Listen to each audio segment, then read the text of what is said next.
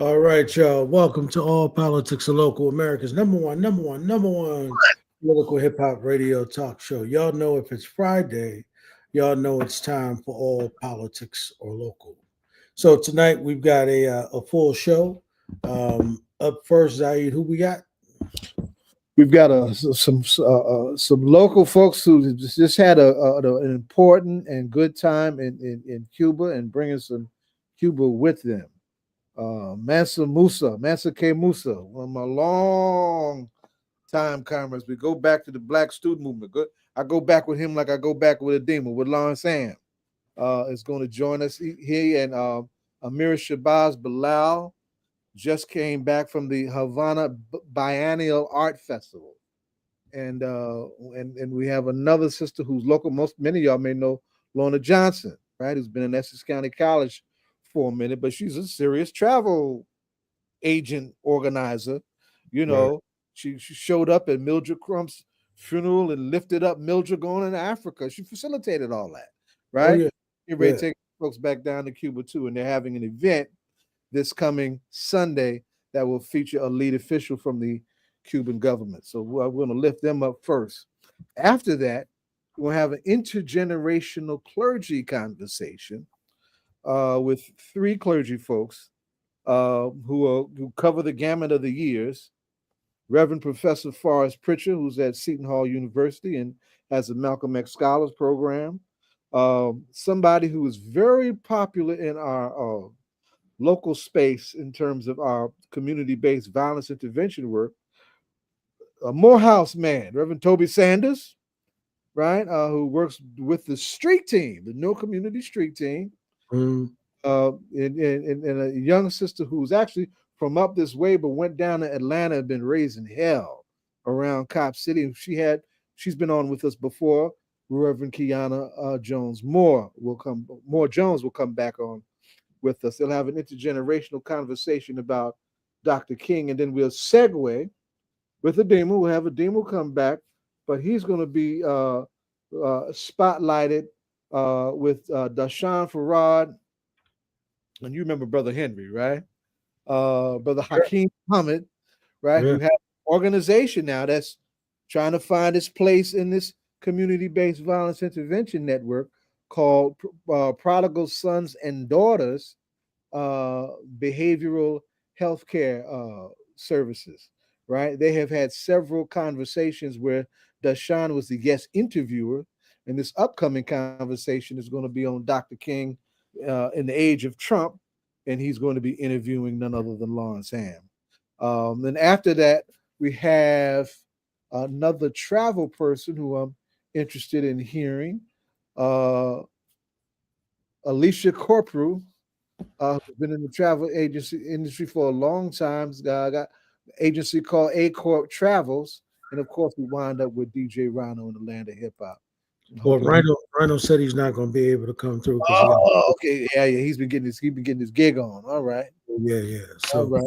So we'll have some time at the end of the show to talk about, I guess, what's been happening in the first couple of weeks of this year.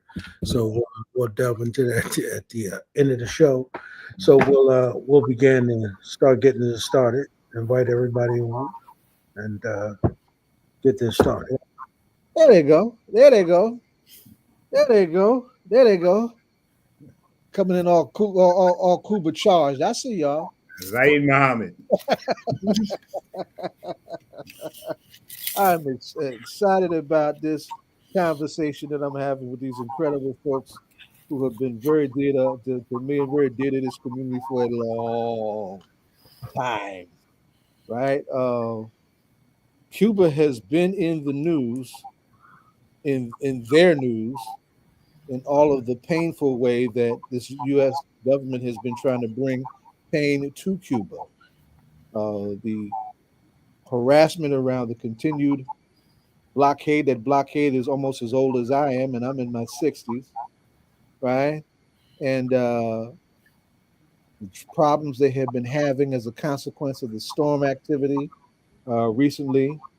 They're still being further isolated by being put on this uh, terrorist uh, supporting nation list. But nevertheless, in spite of all of that harassment, in spite of all of those attempts to isolate them, the international community continues to come and appreciate and savor the resilience and the generosity of the Cuban people. Mansa and Ameerah and Lorna just came back from the Havana Art Biennial. And I'm going to just let y'all talk about it. Let y'all talk about that. And we got a special event coming up this coming Sunday that brings all of that together in a community-based way. And this particular community is very timely, man. So this particular community needs to hear more from us in terms of what's really genuine about Cuba and the kind of solidarity that Cuba deserves and needs from us at this particular moment. So, Mansa, why don't you start it off? Because you and Ben Jones have been probably down to Cuba about 100 times between the two of you. I know. Ben Jones 100 times, me a lot less. Right. But seriously, he definitely got the high end. Been to Cuba over 100 times. Yes, Lord. And we were trying to get him on, but he had a family emergency. Yeah. Didn't allow for that. So, how and why I was in Cuba last year, 1987. I say the story goes, I was working in the corporate world. I was wearing a tie, and the tie was choking me. And I said, I can't breathe. I'm in the wrong business. And Ben Jones said, why don't you take a break? Come on to Havana and Santiago with me on this trip. I'd never been out of the country before. That was my first time. And so I went on the trip. It was for 2 weeks, and I was amazed by what I saw in Cuba. All of the opinions that I had about it melted away. I was surprised at the number of African people that I saw there and the influence of African art and culture. Those were the things that stood out to me. And the people there, resilient people who reminded me of people of African descent in the Americas. So this trip, Ben asked me and Tony Thomas to organize a group of artists to participate in the 15th Havana Art Biennale. And we asked, I guess, probably about 50 or 60 artists, got it down to 25 artists who could make work that spoke to the theme of the show, Shared Horizons, and it was sponsored by La Casa de Africa. And that's where we had the exhibit opening on Saturday, the 16th. So we organized this group. We had a great opening reception. Lorna was there, Ameerah was there, and there were, hundreds of other people there. So that's what this particular trip was about. Name some of the folks that went down with you. You got it at 25. You got to name some of them. Oh, Tony Thomas. Ameerah, you name some. Who else? Curtis. I can look at the list here. I don't have to do it by memory. It was Maria, yourself, myself, Tony Thomas, Curtis. I'm gonna look at the list. I'm a cheat. Musa Hickson, Ben Jones, of course.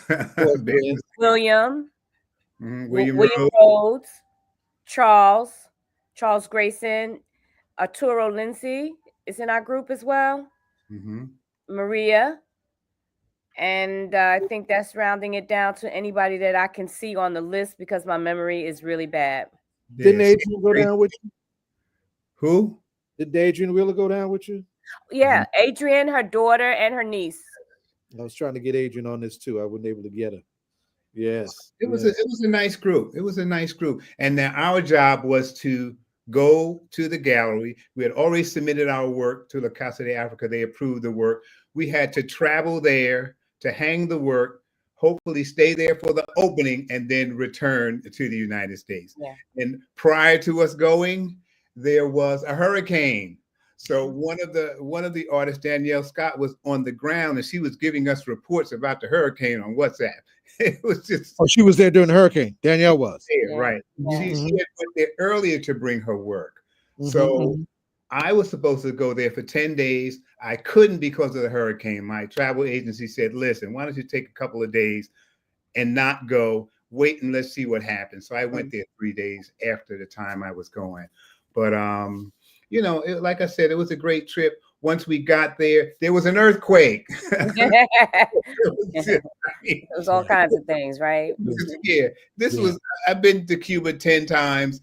Every trip is exciting. Lorna and I were there in 2017, and Lorna's taking a group back now. But we're gonna come to that, Lorna. What's your group? What are you doing, and why are you taking this group to Havana in January? The Music Fest. You're muted, Lorna.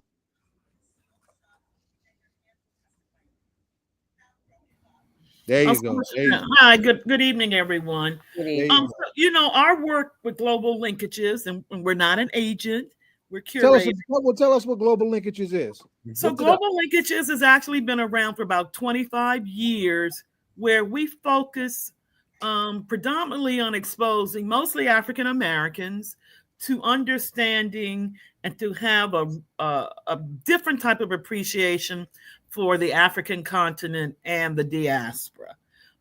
So we started out with the diaspora with Cuba, and then this year we're actually bringing almost about 120 people, 3 different travel experiences to Brazil. Our work has been focused, of course, on Africa. And, you know, anybody now can go on the internet and say, I want to go here, I want to go there, and do that. But what we think we add is a deeper and stronger understanding of those places that we choose to operate in. So, you know, as Mansa said, we started out, and Mansa helped me, of course, along with Ben Jones, who introduced me to the concept of going to Cuba, to give people a focus mostly on the Afro Cuban. That's what we're interested, because people go to Cuba and they say, well, we didn't see that. Well, that's because you may have went with the Psychology Association, which is fine. So when we were approached about the Jazz Festival, I've had several people who travel with GL, Global Linkages, who had went. I thought that would be great.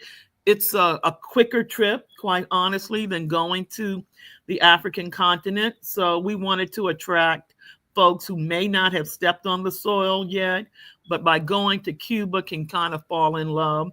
And just as importantly, which you've talked about, Zaidi, people need to go to Cuba to kind of dispel the myths. You know, yes, they're having a hard time. Yes, they're resilient, but under all of that, there is a different type of beauty and creativity that I haven't even seen in other places. And we should not let the news, you know, filter our decision on how they made a decision. And we're going there to support the cultural component of it. So I have a group of 54 folks from all over the country. They're not just from New York and New Jersey. And half of them, I would say, they are new to our business, to Global Linkages. So that is great. And then we'll be there along with going to the Jazz Festival, of course. We're introducing them to, I'm just great. The By Now is going to be there. So, of course, we're going to Casa Africa. So we're participating and supporting on Sunday to provide an opportunity for those that are in the New Jersey, New York area to see the wonderful art that was displayed, to hear Mansa, to hear Ameerah, to hear Ben, those who've been to Cuba. I've only been to Cuba maybe 6 or 7 times, much less than, of course, Ben and less than Mansa, because we really believe that the travel experience begins when you decide to go. So when they're going to be around all these folks who have been to Cuba and be excited, then we know. So we're going to have some Cuban food for them, of course, some Cuban music, and just to get people along with others to kind of help. And the fact that the UN ambassador is scheduled to attend, I had an opportunity to meet with him right before the holidays. He's an Afro-Cuban, and he's very excited about the interest of us, particularly in New Jersey, who want to keep these ties and develop these ties that we have, that really Ben Jones for many years has been the leader in keeping this focus, particularly for those of us in North Jersey. Let me add to this too, in this way, because it's important to appreciate the space that we're in. You know, Cuba is loved globally. But of course, Cuba is isolated and straight up hated by the United States and the most backwards forces in leadership in the United States, and particularly within the United States, there is Florida, and then there is New Jersey, that are the two beachheads of Cuban hostility. So the responsibility that I would dare say that those of us who appreciate the importance of Cuban solidarity in those areas is really important because of the strategic counterbalance that we're tasked with having to contend with, dealing with those forces and all of the sponsorship that they have that minimizes our voices being heard the way they should. So we're absolutely looking forward to what's going to happen on Sunday. Break down for a moment when, where is going to happen. And you're going to y'all actually are bringing the art that you brought to Cuba back here to share. Yes. I was off this past week, and I said, "What you gonna do? Take some naps?" I said, "No, I'm actually going to come up with a whole new body of work based upon that 1 week I spent in Havana in November. I call it Postcards from Havana. So yes, I'm going to have art that I created from the trip, photographs that I created during the trip. I'm going to bring, and I hope some other artists will, some work that you purchased from artists, from Cuban artists. Okay, sure. And we're also going to have artists who were there. They're bringing their videos and their photographs, and we're actually going to see the work. We're going to see Cuba and hear it from the words and the minds of the artists who were there. Yeah. That's the concept. May I? Something special. Come on, jump in, Ameerah. Come on, because I was going to come to you. Yeah, I'm quite quiet. I'm sitting patiently, and that sometimes gets me in trouble. But from my perspective, I've gone to Cuba quite a few times, and I've gone for the art perspective. The first 2 or 3 times I went as a photographer with my photography group, and then I decided to do the tours myself. And I am the curator and founder and facilitator of an all-women's poetry group called When Women Speak. So we had planned to do a writing retreat being inspired by Cuba this year. Last year, we did a photography retreat inspired by Cuba. And so this year we did the writing. And it just so happens that the 2 events, the biennial and the When Women Speak writers retreat, coincided with each other, which was very exciting. Oh, thank you for clarifying that. So we brought women. We brought women from various backgrounds. They came to the art gallery. We did our writing. We toured parts of Cuba. We went out to Vinales. We learned how to make cigars. We did horseback riding. We learned how to make coffee. We met Cuban people. I've adopted 2 people in Cuba, and I also became very good friends with a club owner, a very popular singer in Cuba, whom I speak to every day. So the Afro-Cubanism is probably an oxymoron because of what we know about the history of Cuba being African. No matter what the skin color is, they are very heavy, accented with African blood. The amazing thing for me with this experience is they asked us for work, meaning the biennial. Ben and Mansa and Tony asked us for work in May. And I didn't know what I was going to do. I'm always all over the place with that anyway. And because I didn't want to wait till the last minute, I selected some pieces. I said, okay, I'm done. I don't have to think about Cuba again until I get there. It just so happens, just before I went to Cuba, I was asked by the Nigerian consulate to come to Nigeria, Lagos, Nigeria, and participate in an international poetry festival in Nigeria. God sending the crew, right? Yeah. So while I was there, I went to the village of Makoko and I took pictures. And I was like, oh, my God, this is nothing except Cuba all over again. Sorry? You saw Cuba all over again? Yeah. I changed my whole display. The photographs that are in the biennial are from the village of Makoko. You could see the Yoruba connection. You could see the African roots. You don't know which place you're in by looking at the people. It was just an amazing spiritual connection right there. I printed the ones that I wanted to have at the biennial, and that's what's hanging there. And I'm forever grateful. Well, so a few things need to be said. One is that y'all might remember the legendary darling of major media. What's her name? Barbara. Oh God, I'm just having a brain freeze. Passed away a few years ago. Barbara Walters. Barbara Walters. Right. I don't know if y'all can remember her interview with Fidel about 30 years ago. And when the interview was finally, getting warmed up, she turned to Fidel and she said, "Mr. Castro, why are you in Angola?" And of course, she was referring to the fact that Cuba did some solidarity with Angola that blew the world's mind. Yep. And not only did they send doctors to Angola, they sent troops to Angola that actually engaged the apartheid forces in battle and defeated the apartheid forces in what was known as the epic battle of Quito Carnival.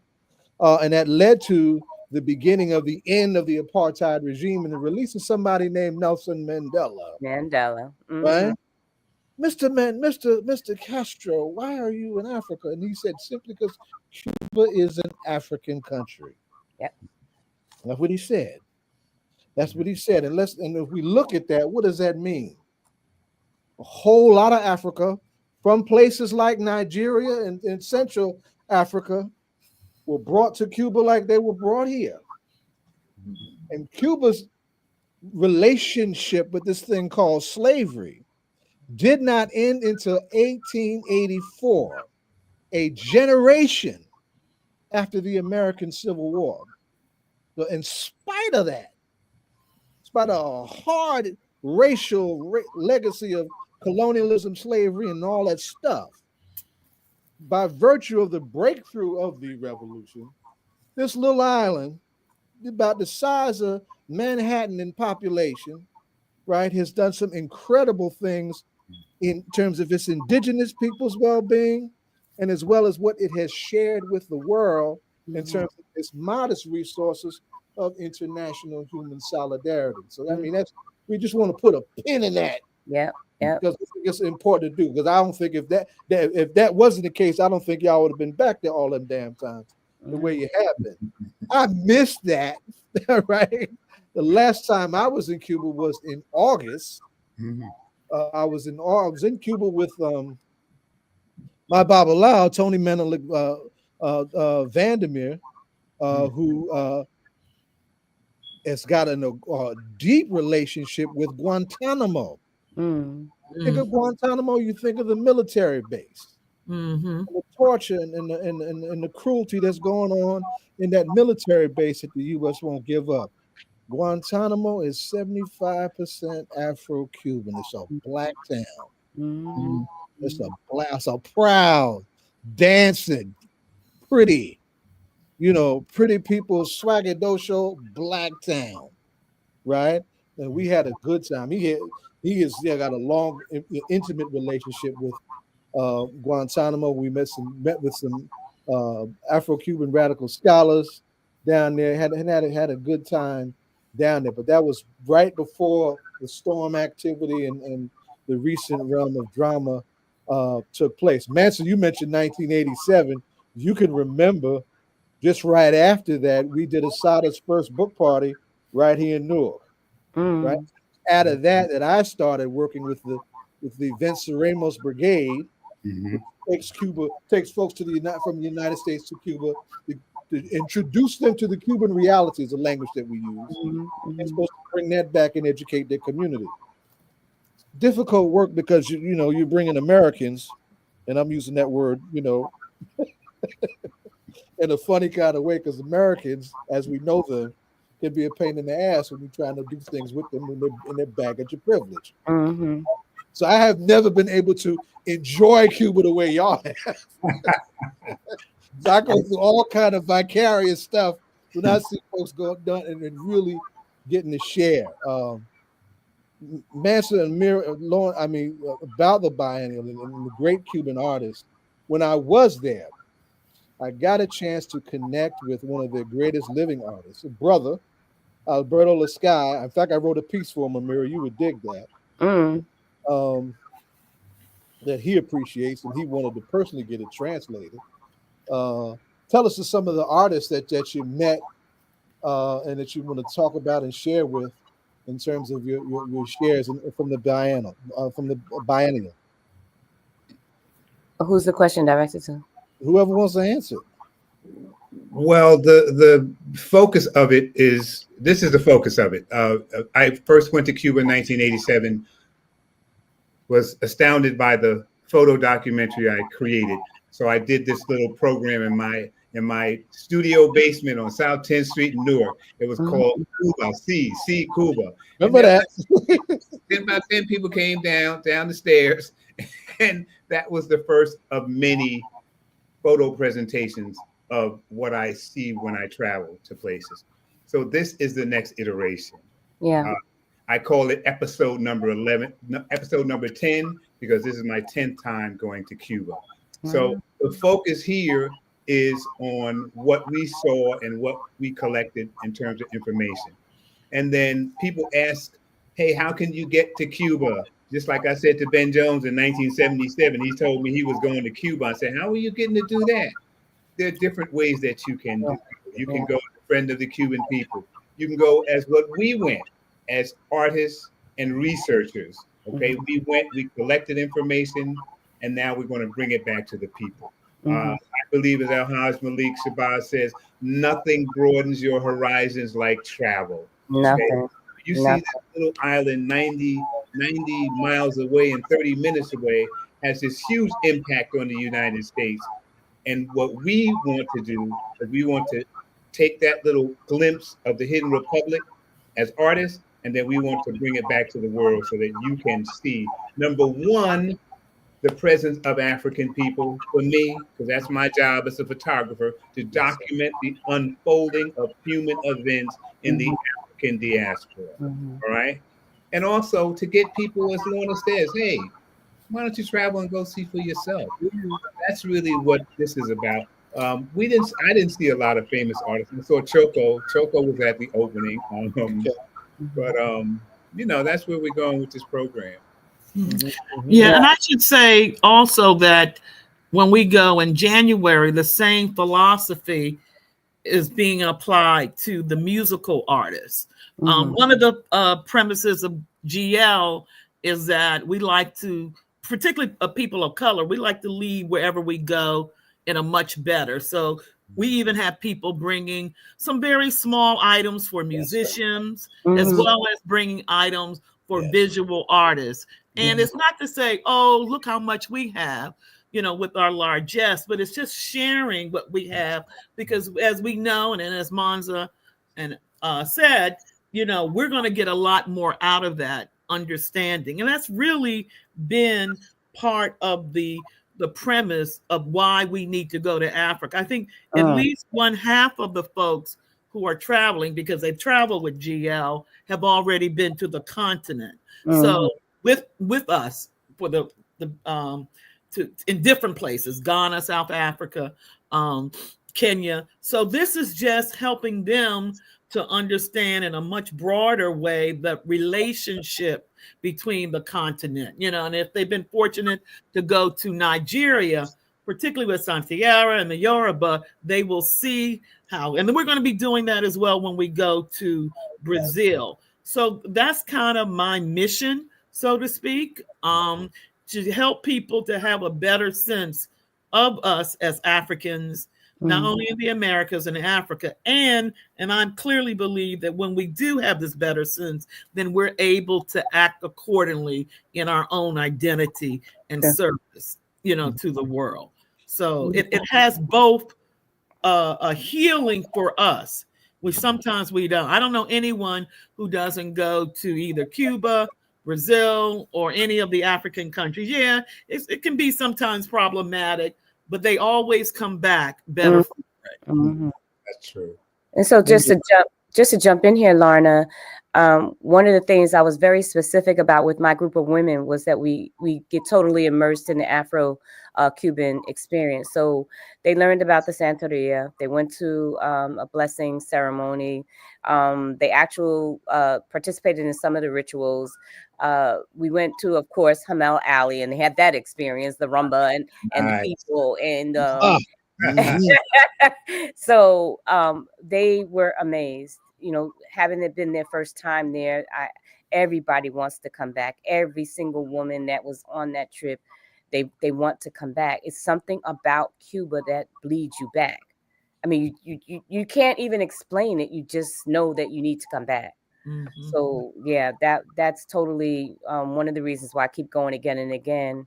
And I don't. So how many times has this been for you now? This is actually my 6th time. The first time I touched foot on there, I was on a cruise ship.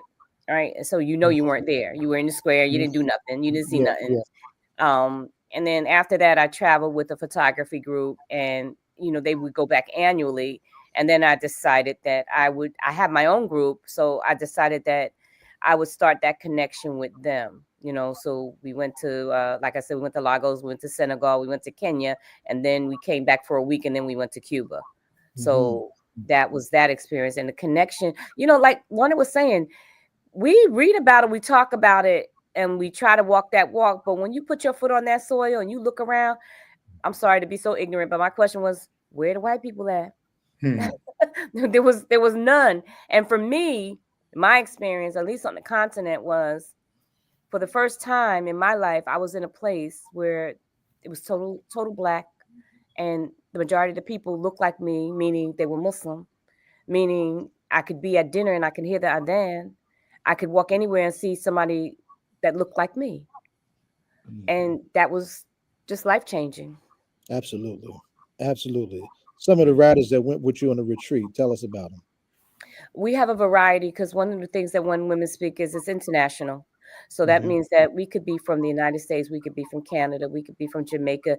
We have members in France and members in India. So for this particular group, I think 4 or 5 of them were from Connecticut. 3 were from South Jersey. 1 was from Puerto Rico. And then there was 2 from New Jersey. So is there going to be an anthology that comes from this share? Absolutely. The first anthology is out. The second one, I'm actually working on it, editing the pieces now, pieces written in Cuba by the women that came. And then there'll be other entries as well. And the title is Whisper, Whisper, Shout. So that should be coming out within a month. Man, Lorna, I want to I want to diverge a little bit, because losing Mildred Crump was a big deal for a lot of us. Right? And I want you to share a little bit with this audience. And this is a teaching platform. We started at Rutgers North. We were their community-based, radio organ. And we still move in that way. And we got folks that listen all around the country, and they are within the hip hop contours of age. They're younger people, Tell us about the great Mildred Crump and her sojourn into Africa. Well, Mildred was the first African-American woman city council person. You would think in the history as old as Newark. And originally from Detroit. Like I'm originally from DC, but embraced Newark and Essex County as her own. And the interesting thing about Mildred was that her husband was an executive in the 60s and 70s and 80s for AT&T. That's actually how they came here. So she had traveled with Cecil to different places around the world. He passed, I believe, in 94. But it really wasn't until she went with us to Ghana, and Mildred went with me to Ghana at least 15. I've been there over 100 times too. Oh my God. But and her life, she became known as Mama Africa, because she understood that we were all connected. And in her elected role in a city like Newark, where you have folks who come originally from the South, people who have been in Newark, we have the Caribbean community, and of course you have the emerging African immigrant community that I also work with, that she understood, even though we have these divisions, and some of them are self-imposed, that we were all alike and that we face the same needs. So her repetitive trips, and she went to Nigeria several times because we did have a partnership with the diaspora leadership. I finally got her to go to South Africa. She fought me, and her last trip was to South Africa. But just like I believe it does with me, every time going back to the continent, it reaffirmed her. And because she also had a very, very strong mission, even before she thought about going to Africa, working with women. You know, she had this annual women's conference. She went to Beijing in 95. So to see how women operate in Africa, you know, we like to have this image that also reaffirmed. We became in 2000, we brought over 30 women, including the first lady of Ghana at that time, Nana Rollins, to New. Oh, it was a struggle, and I am sworn to secrecy, even beyond on how. We didn't do anything illegal at all, but we had to work. I mean, we hosted these women for 2 weeks, you know, with all different types. But she was committed to empowering, as we heard it, in people, and going to Africa quite a few times helped her to see on different things. So she was involved with social entrepreneurship. Of course, her background as one of the first teachers for the blind. They didn't mention it at the service, but she was offered to teach Stevie Wonder, and her mother didn't want her to do it because she didn't want to be with those quote unquote loose people. So it just enhanced, I think, her life. And then, you know, after Donald Tucker, she became the spokesperson for Africa for the city. The mayor's married to a Ghanaian. So I'm questioning now who is going to lead that charge from an elected official. I mean, the mayor does, you know, of course, you know, he's running for governor, and they're doing a wonderful job with African Festival. But now I would love to see someone emerge who has that type of sensitivity on the merging of us in the Americas and with Africa. I don't know who it is yet, but I do hope that someone takes that on as part of their focus, because that's going to be really important, not just for Africans, but for us as well. That's a mouthful. Me and Mansa, you know, me and Mansa, for you know, just going back so many years. You mentioned South Africa. Mansa and I both cut our teeth in civil disobedience during the Black student movement, challenging our respective schools around their investments in the apartheid regime. Right? And you know, Mansa has since blown up, and he too has been all around the world. I was crazy as hell happy for him when he went to South Africa as the photographer and great artist that he has become. Right? And I'm just glad that y'all are able to do that. And are positioned to continue to do that and to lift so many of our hearts, minds, and eyes as you do that. Now, I want to stick another pin in this because, you know, you bring Malcolm into the conversation. That's huge, and it's also important. You know, most of my travels to Cuba were with the great Rosemary Mealy, right? You know, Ramos Brigade, the Black Panther Party, and all of that, right? And Rosemary, of course, has given us a hugely important book based on Malcolm's bringing Fidel and receiving him in Harlem at the very top of the epic decade that was the 1960s. I don't think it's any accident of history that particular moment occurred when it occurred. And she's got a whole new generation internationally eating her up and eating up that great story as a consequence of that. But there's something else that I want to appreciate about what each of you are doing. Is that Malcolm also had a definition of Pan-Africanism that's in terms of the role of the diaspora that a lot of folks missed. And what did he say? His notion of Afro-American was not just our field Negroes and house Negroes here in the United States. Any person of African descent in the Western Hemisphere is Afro-American. and they deserve to be a united bloc for their well-being and as a part of the larger well-being of a Pan-African bloc in world affairs, right?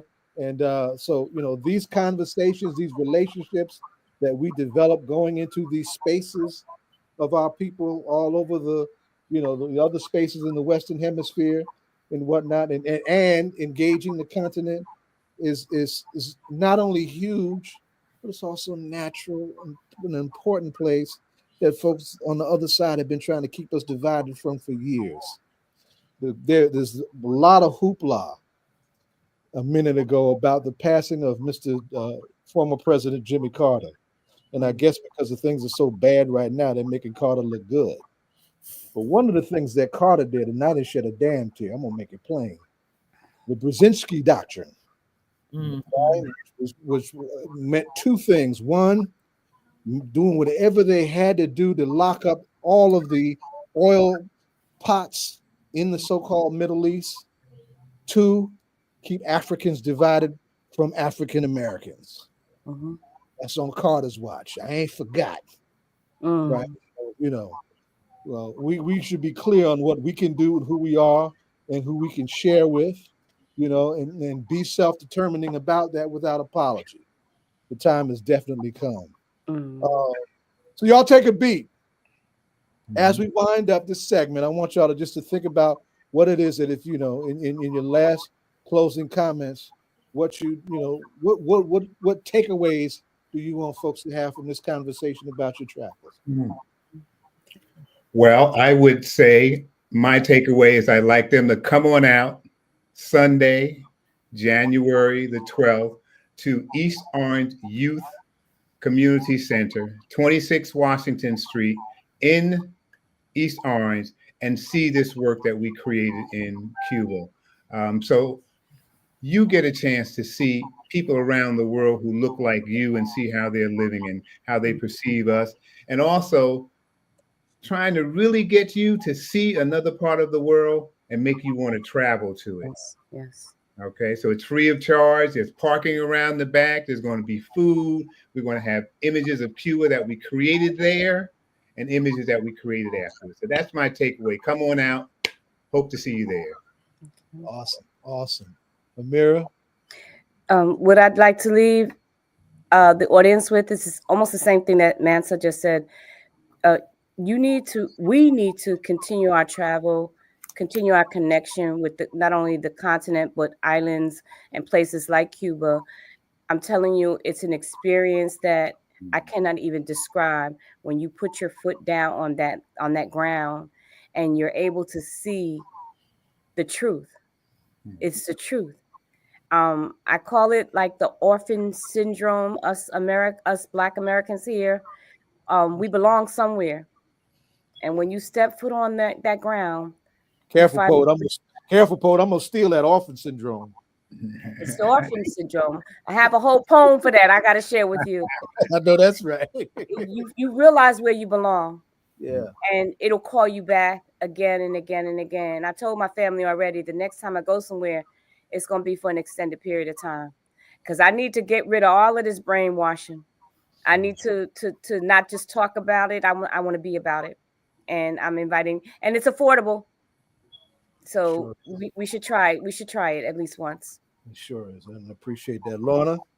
Yeah, I concur. I mean, I hope as many of us who are in the area will come out to Sunday. You'll meet people who have already been there, including the artists. And then those who have been there can encourage the excitement of those who going. My life hopefully has been a testament of the beauty of Africa. I've been in Africa since 1993. I tease people when I was a teenager, and that's not the truth.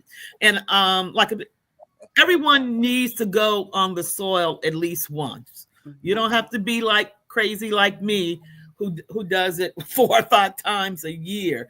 But and then you can make your determination on that. So having these events where Cuba, much of it, identifies through its culture of the continent and being around people like us, it just gives you just a whole different attitude about it. Some of us know that Ghana has just gone off the chart.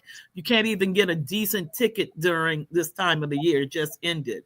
So I encourage people, I'm not here to plug our company, but it's Global Linkages. You can look us up.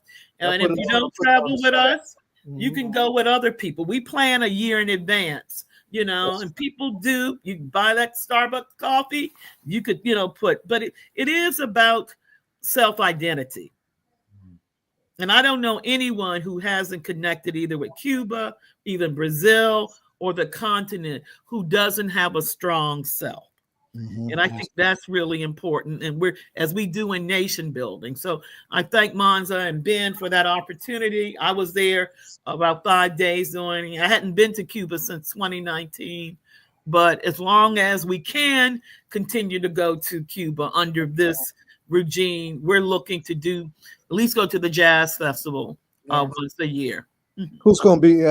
Some of the musicians going to be in the jazz festival this year. Yeah, it's been a little. They got quite a few Cubans. The only one that has been noted from the U.S. is Ted Nash, who plays with Wynton Marsalis. We got a press release from the ambassador's office, and even people that I know who have gone said they kind of hold it tight, you know, almost 2 weeks. So, you know, it's good because, you know, when we go to jazz festivals, you know, I go to several, not only in the U.S., you kind of are interested in who's playing, but people will just want to be in Cuba, which I thought was really good. And they have 20 places they're playing, particularly every night, 10 to 15, and we're adding other things. So I'll be more than happy to share with you the artists, you know, once we come back. And I hope I have that opportunity. Sure. Now this is Ed's got to jump in here. He's been quiet, right? And I know he's taking all this in. And we also have a ritual question that we ask all our guests. Mansa, this is your second time on with us, right? Yes, I did a segment when we talked about Gladys Brower. That's right. All right. But Lorna and Ameerah, this is your first time with us. Yes. Right. Ed, you want to take this home? You muted it. In the openings, I told you that we started the show 16 years ago on Rutgers Newark campus, and we are a political hip hop radio talk show. So, you know, one of the questions we ask all of our, you know, guests is currently what hip hop song are you guys listening to, or what is it that motivates you while you all are out doing this type of work? Wow, that's good. I should say that Global Linkages is co-hosting a jam session and a talk on the intersection of jazz and hip hop in Cuba with several Cuban musicians. This is our first time. I just wanted to put that plug in because people think jazz and hip hop. Well, you know, I grew up listening to Count Basie before I knew about James Brown. I grew up as a deep jazz, and so I'm a big jazz person. I really like Liz Wright. I've been following her for since she was started, and I actually went and bought 10 of her first CDs and gave them to. But that's not the whole. So, and her music, I find, particularly as we've come in the new year, especially her new CD, and I just heard her sing at NJ Pack about 2 months ago. I find very healing for the new year. But I love her original CD, so I'm going to roll with that one. Right. Ameerah, what say you? For me, I'm listening to Roy Ayers' Ubiquity. When I was played that album to death. I was a college DJ at WJCS at Jersey City State College, and my first year I was trying to play R&B, but it didn't happen. For some reason, I switched to jazz. I had a friend, Julius Scott, at Rutgers University. He was on Rutgers radio, and you could get jazz albums from Rutgers. He would give them to me. So I started playing jazz on my radio show. And one of the people that I played was Roy Ayers. And I hadn't thought about his band for a while, and for some reason it came across my mind. So I've been collecting his work and doing a playlist of Ubiquity. He's a fabulous vibrato harpist. It's just an awesome musician. So that's Summertime classic from the late 70s. It was a monster. Yes, sir. Now, Ameerah, you be hanging out with these young heads. Now, who you Oh my God! Don't remind me. Don't remind me. I'm trying to get people my age to have a scene where we can sit down and do some poetry, play some jazz, and just chill at my. But I'm with the young people. But my music is all over the place. I'm an R&B 60s, 70s, really 60s lover, and jazz, soft jazz. And my most favorite person to listen to is right from Orange, New Jersey. He's a flutist, and it's Pick Conley, and I vibe off of him pretty much. Interesting share. Now, between the two of you, I'm contemplating very soon putting together a chapbook of my Cuba poems.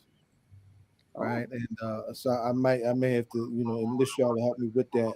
Mansa, your graphics, Ameerah, your photo shoots, your editing, all of that. That's another conversation to have another day, another time, right? But great having y'all, man. I'm looking forward to Sunday. Who the poets gonna get down on Sunday? Any poets gonna get down? Well, Mansa has asked that When Women Speak, which is a poetry group that traveled in Cuba with the biennial and with our retreat, there'll be 3 of us. So myself, Sister Yvonne, and the Beat Poet Laureate from Jersey City will be offering some work. Awesome. Looking forward to it, y'all. Looking forward to it. All right. Been a powerful share, right? Cuba si Blaqueo no. We'll see y'all Sunday. Okay. All right. Peace. Thank you, everybody. All right. Take care. Thank you. Thank you for the opportunity. Y'all good now. We got folks coming in at the wrong time.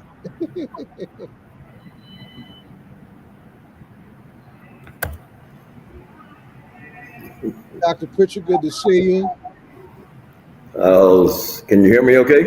Yeah, you got a little bit of an echo. I got Minister Henry Henry, fall back for a few. You in the next segment. Okay. That's his first time. I apologize for the echo. My environment is not under my control tonight. We understand that too. We understand that. For full transparency, Professor Pritchett is taking care of his queen. He's having some medical challenges, and we're sending him and her all the love that they can get. With that, I'm looking for other guests to chime in. Is anybody else in the background? No, the only one in the background would be who you looking for? It should be Keyanna, and it should be Toby Sanders. No. I mean, Minister Henry's here.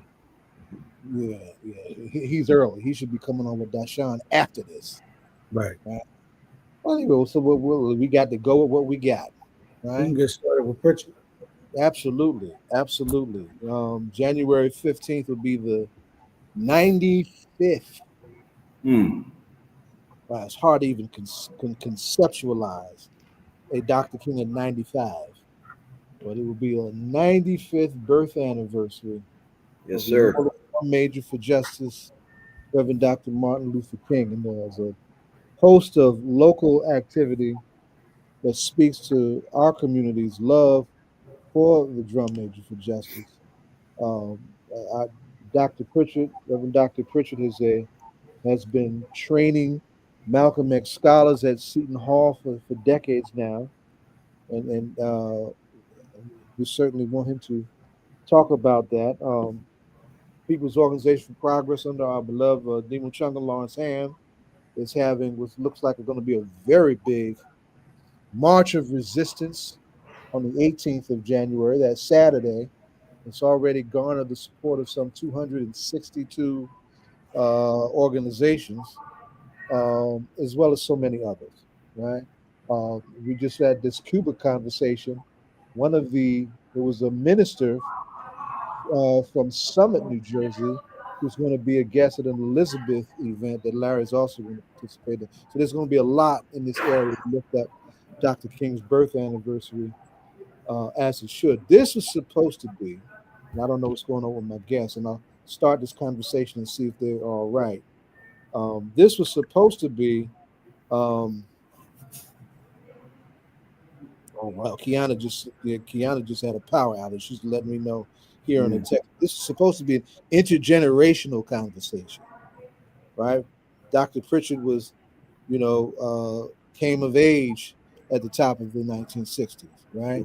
Toby Sanders, a sharp Morehouse man, is just a couple years behind me in my generation. He's about Ed's age, right? And Keyanna, who's like a baby to us, to all of us, Keyanna might be in her 30s, right? Is a very loud, proud, unapologetic minister for social justice from this area down in Atlanta, and played a very central role in organizing clergy and church support for all of the work to what we call Stop Cop City. So this is going to be an intergenerational conversation. She just got hit with an issue. I don't know what's going on with Toby. I'm going to check on Toby in a moment. But let's Dr. Pritchett, you're here. Happy to have you, especially under these circumstances, right? With what you're managing with your family, right?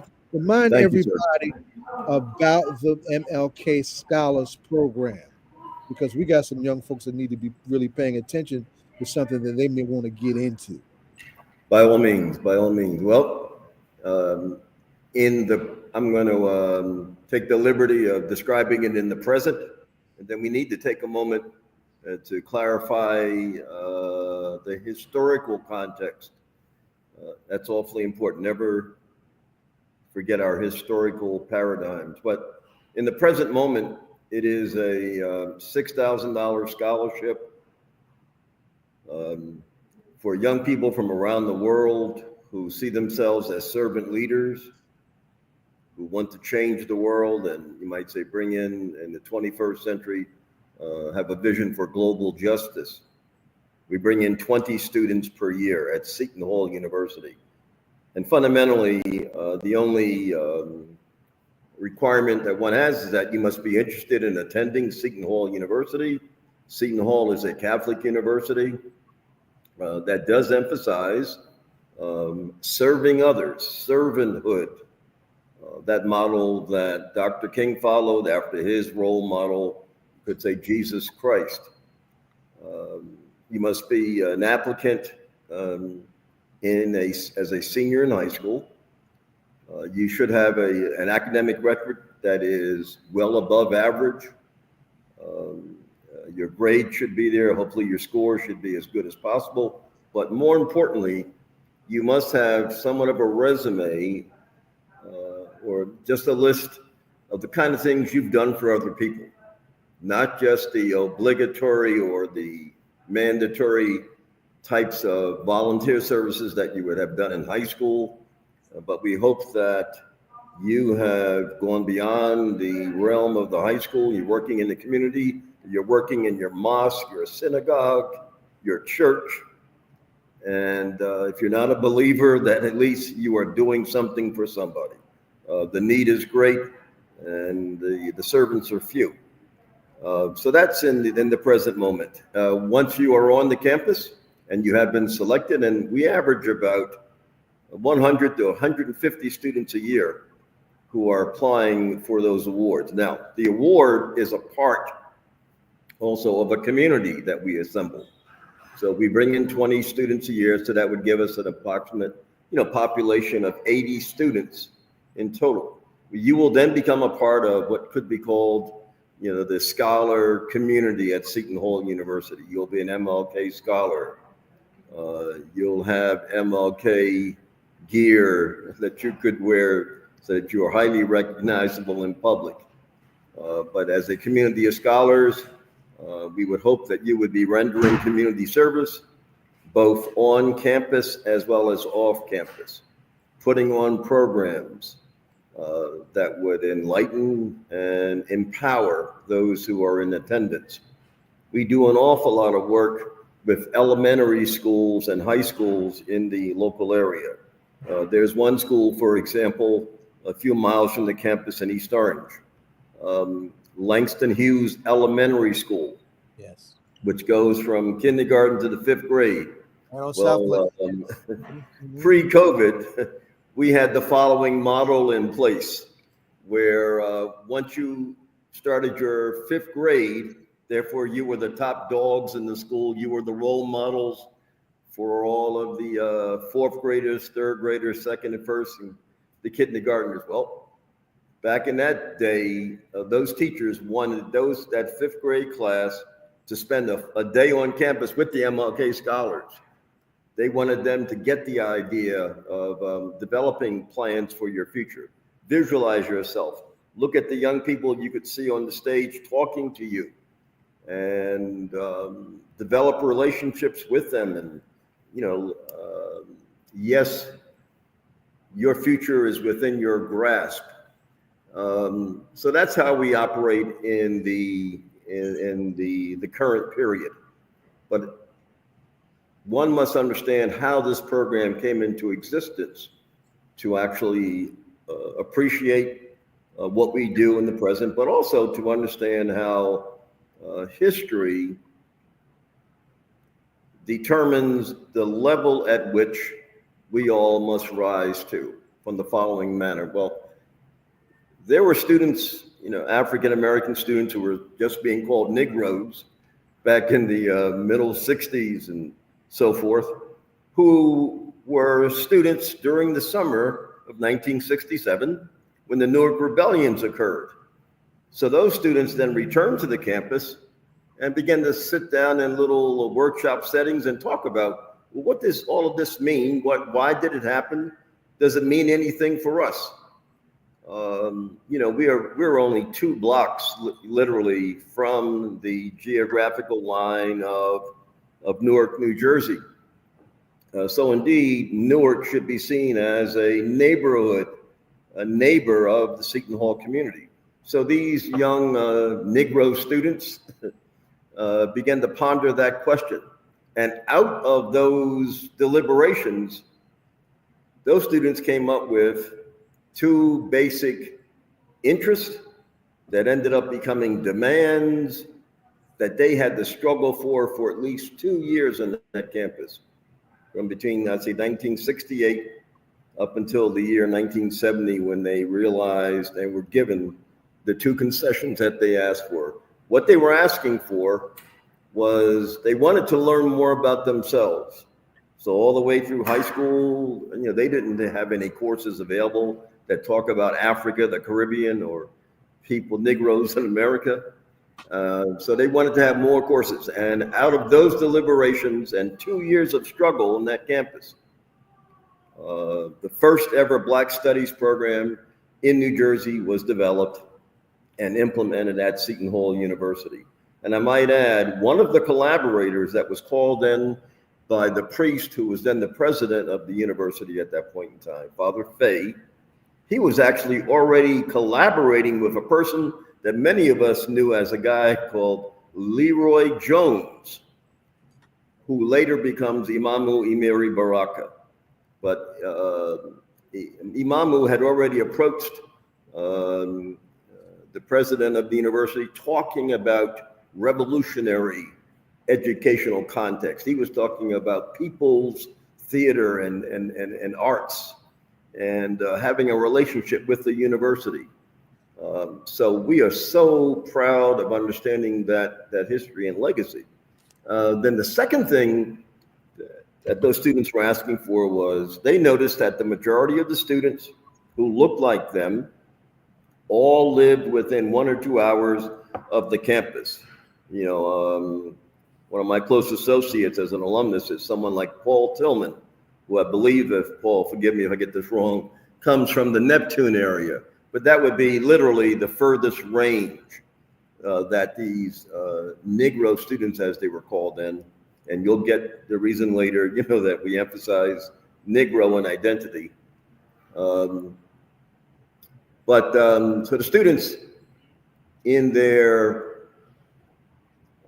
decisive critical analysis, could see that Seton Hall, in one sense, wasn't cultivating a larger market to bring in students like us.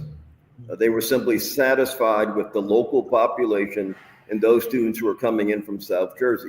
So the students raised a major question, and that question was, are you going to be simply limiting yourself to these local students from Jersey?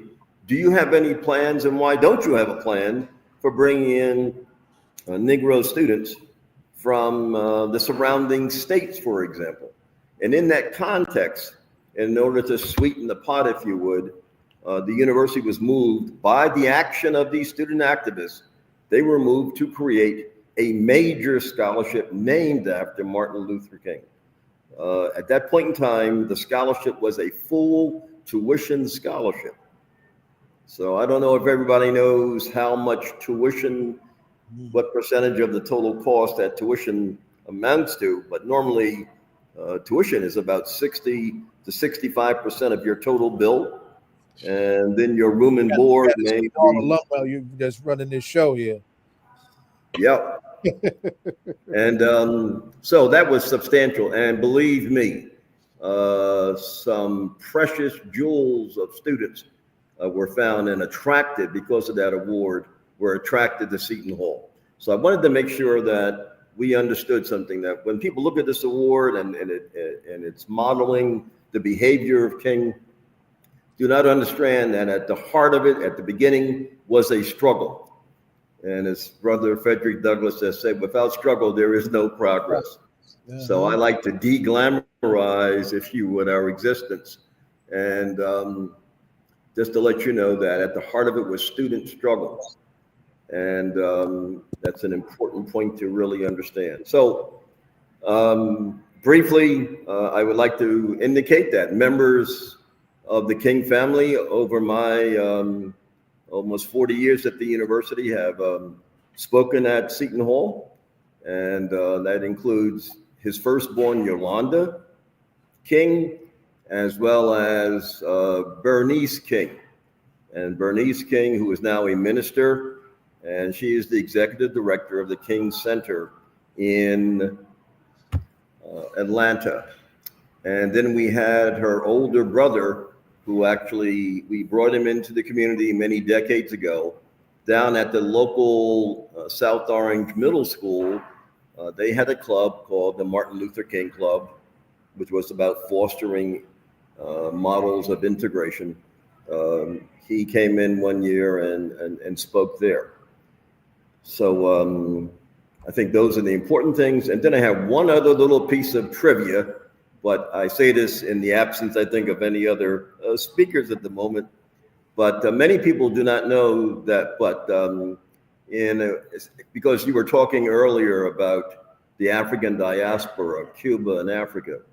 But in the early 1980s, the Nigerian government put together a group of African Americans who were involved with telecommunications, television, news, designing studios, designing news content.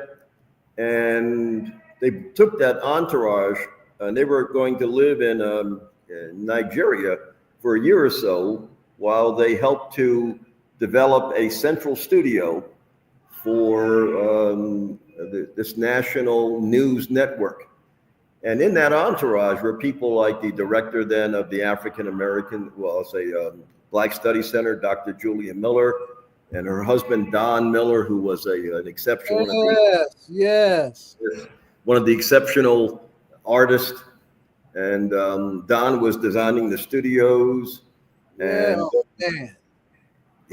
and then we had B.J. Davies, who was a Black Studies student at Seton Hall, who went on to become a CBS News executive. She was a part of the entourage. And when Betty was there, she helped to develop, we might call it, groups where young Nigerians could interact and talk about life in America and life in Nigeria. And they could look at the future. And so that was in the early 80s. Now, the context. So while Judy, she decided to join her husband, Don, in Africa for about a year.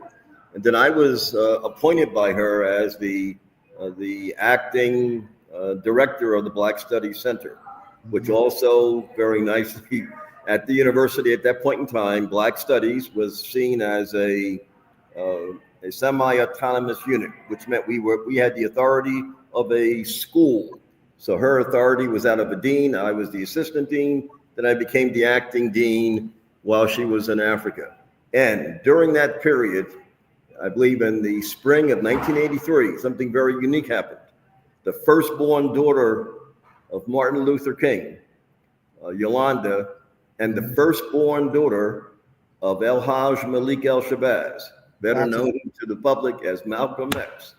They formed, out of their mutual interest in the performing arts, they put together their own performing arts company, and they premiered a play in New York City. The play simply dealt with the 7 challenges in front of all young African Americans.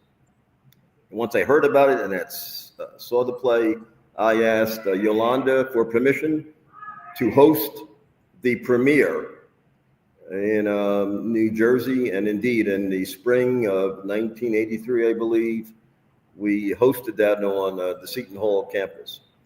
So I say all of that to say, when it comes to the King legacy and the family, we are considered very, very special at Seton Hall to the King family. They believe that we are probably the oldest program in the nation named after their father. So they make sure that we continue to exist and that we'll continue to breathe life into everything around Dr. King. Now, I just want to lift some things up because you said so much, and then we always appreciate when you take us down that road. But I've always wanted to work with Yolanda. Yeah, okay. She was a brilliant actor. She was a serious Pan-Africanist. Yes, sir. Right? And, she represented that next stage in our movement relationship where, we had the nationalist community on this side and the civil rights community on that side. She was crossing the tracks with no problem. And she was very special in that way. And she when she went out of here, just took the wind out of a whole lot of us because she died quite young. Yes, she did. It was indeed an incredible loss. But let's back up now, right?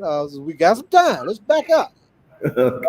Now, I tell folks, and I was a young man when Dr. King was assassinated, but I remind folks younger than me that I'm the last of the generation to see him alive. Yes, sir. Of him, right? Mm-hmm. You're right. Yours was a generation that rode with him. Oh, yes. So we gotta have the how as far as Pritchett got Martin magic all up in him, how did that happen, right? And then we need to talk about Martin and what he means for the day, and and it would be a great way to transition to what we got next.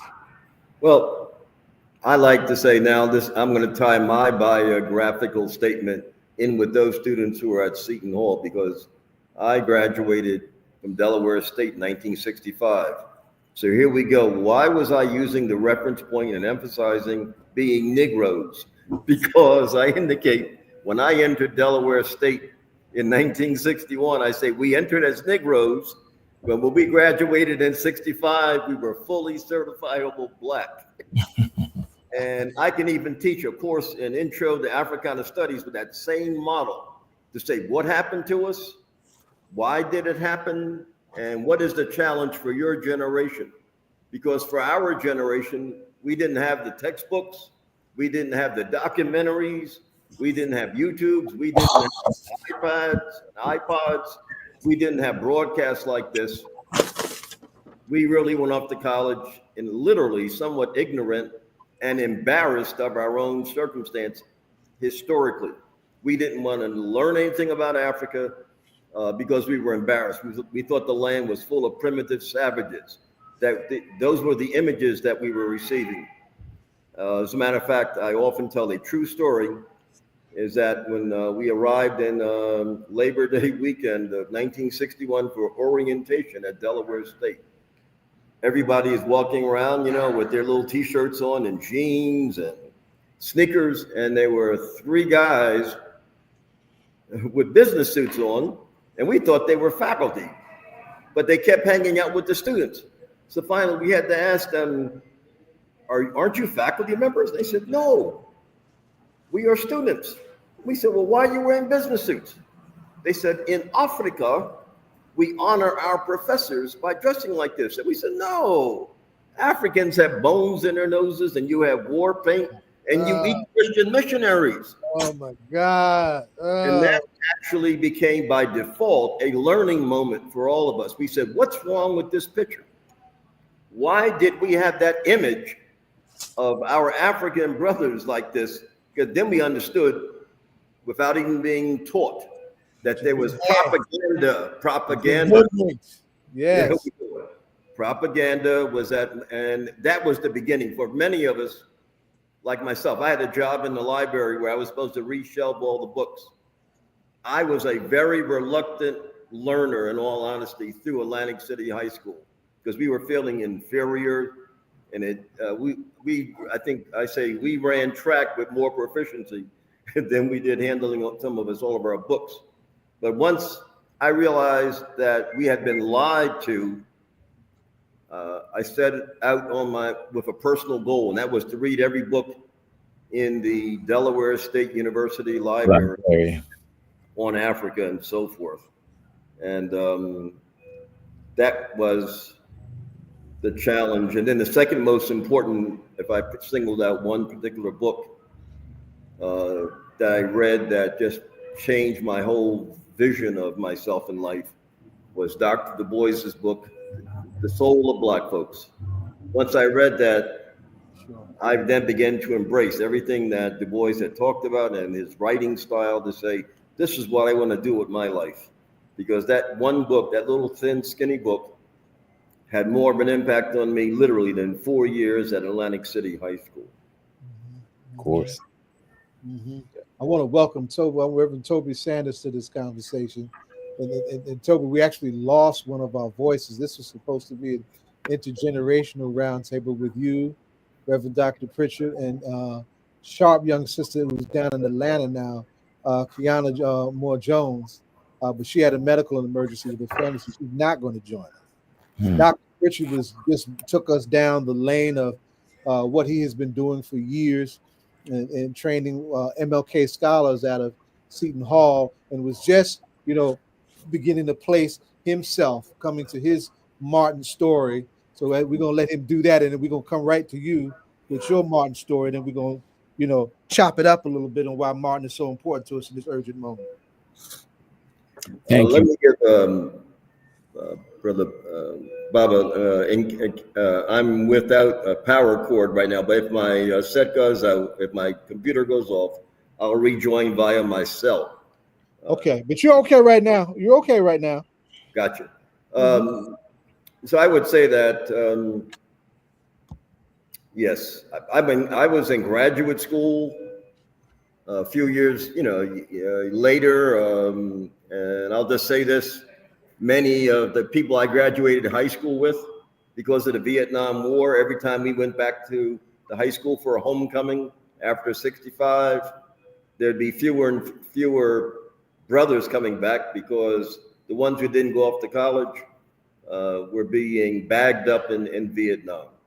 But what that did for many of us, it helped us to realize that we had a moral responsibility, that we were becoming the survivors, and that we had to carry on the legacy, and we had to be the ones who began to teach the history.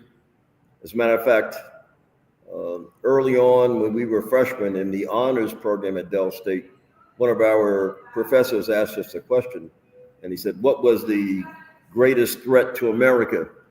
And all of us knew what the answer was. The answer would be the Russians with a nuclear bomb.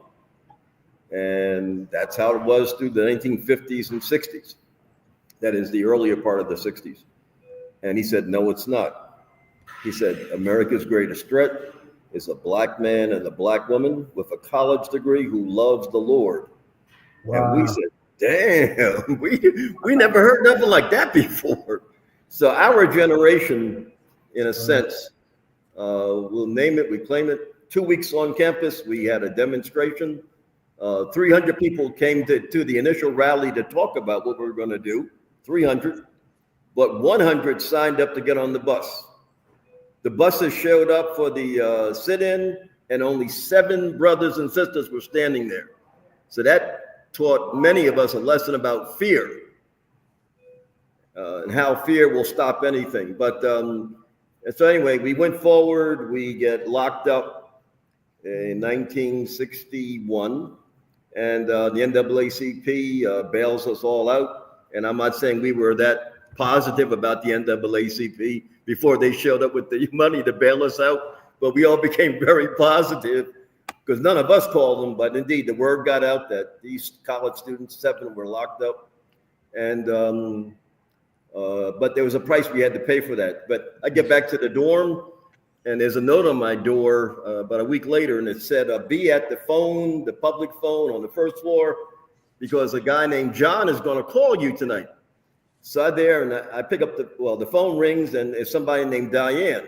And Diane said, John is running late. He'll be here, but I want to tell you who we are. She said, first of all, John is going to criticize you for holding that demonstration because none of y'all have been trained. And we said, trained for what? This is life. This is the freedom struggle. They said, no. Diane said, my name is Diane Nash, she said. Snake Warrior, legend. I represent an organization called the Student Nonviolent Coordinating Committee. Yes. And we want you guys to set up a chapter at Delaware State. And she said, now, as soon as John gets here, he's going to explain to you. So we're having these conversations. They go on for weeks, literally. So Diane, as I said, is Diane Nash. John becomes decades later, the congressman that we all came to love and to revere. John Lewis. Yes, sir. Good trouble. But I had to share that because we were just teenagers, but we believed in the dream. And we believed that the struggle of Harriet, the struggle of Frederick, those Africans who took over the Amistad, their struggle was our struggle. And I think for all of us, we developed a whole new motivation for life. It didn't come out of the classrooms. It did not come out of the textbooks. But it came out of us looking at the movement and understanding. And this is maybe my last comment until you ask me another question. Mm-hmm. I'm reminding the current generation that if there are any historians in there, or if you're not in the history, those who want to commit themselves to writing history. And when historians began to write the book about the 20th century, there's got to be one whole entire chapter in that book that says the following, that the moral energy, the moral paradigm of the 20th century is the struggle of colored people for their liberation and for freedom. And in sticking to it and in doing it, we actually end up freeing more than our own population. Absolutely. Absolutely. Great share, sir. Great share, sir. Mr. Morehouse, man.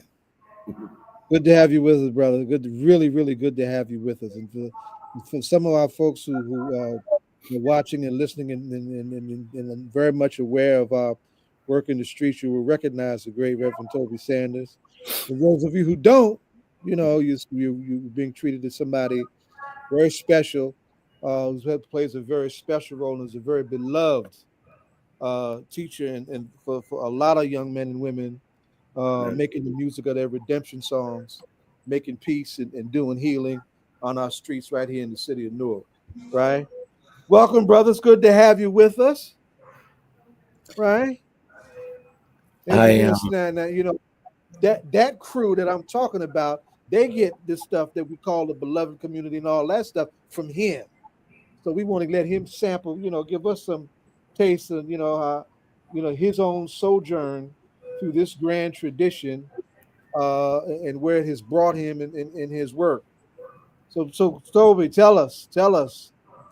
Man, I am literally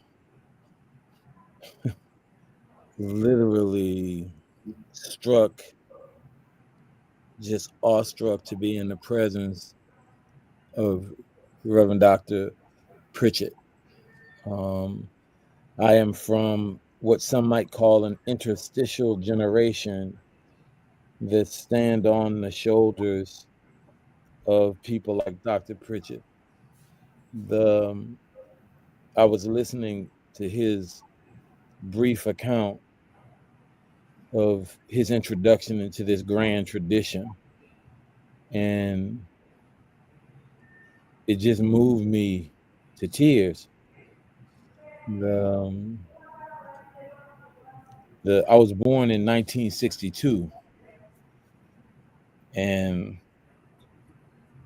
at 6 years old, one of my earliest childhood memories is standing in the living room with my mother, who was a laundress at a hospital in Beaumont, Texas.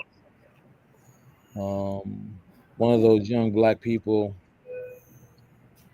forbidden to participate in the emerging movement and activities, for fear of losing her job and her only way of taking care of her two small children, my brother and I. And I remember standing in that living room and watching what I would learn to be Benjamin Mays giving the eulogy Oh, come on. for Martin Luther King. And I sat in that little black and white television, stood in front of that little black and white television, watching as history played out on that television in a way that it had just begun to play out. And I remember being riveted by the words of Benjamin Elijah Mays. Wow. One of my earliest memories. And I remember being filled with this admixture of pride and determination and fear and anger and curiosity.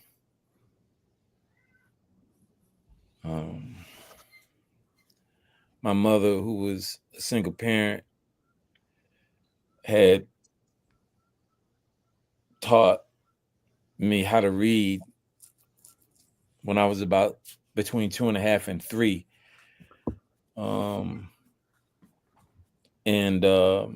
She would work all day at the hospital and then come home and work with me on my reading because she believed I was smart because of the way I was responding to adult conversations and stuff like that. And that she said that I had what my grandmother called an old soul. And so she set out to start to teach me how to read. She had no idea why it was so difficult. I was dyslexic and I could not learn to read using phonemic awareness, which was the sort of newfangled way at the time of teaching folk how to read. But she worked with me every day and taught me how to love to read, even though it was a very difficult journey. And that mixture of my mother and grandmother's devotion to me as a child and the conscientization is what people like Frantz Fanon and,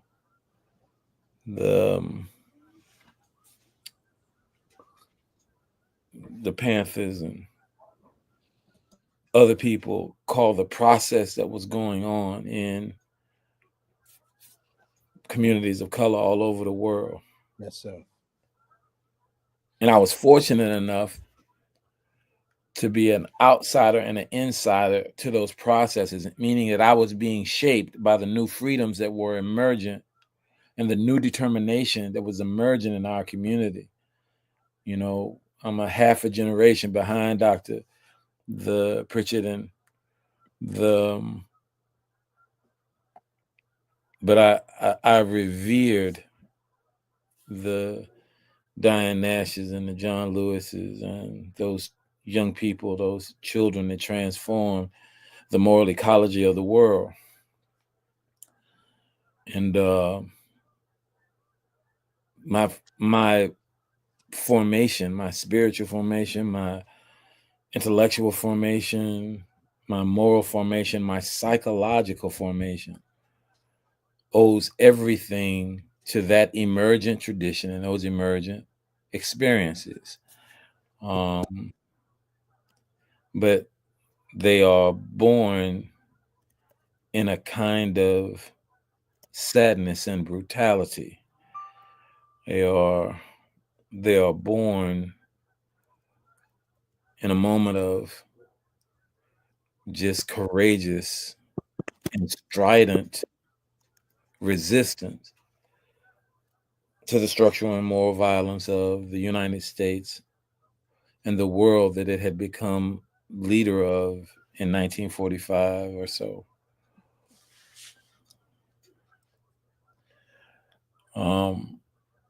I took the long way around because Texas was Mississippi on steroids, and yes, sir, as it is today, one of the last bastions of the most virulent forms of white supremacy that the world has ever known.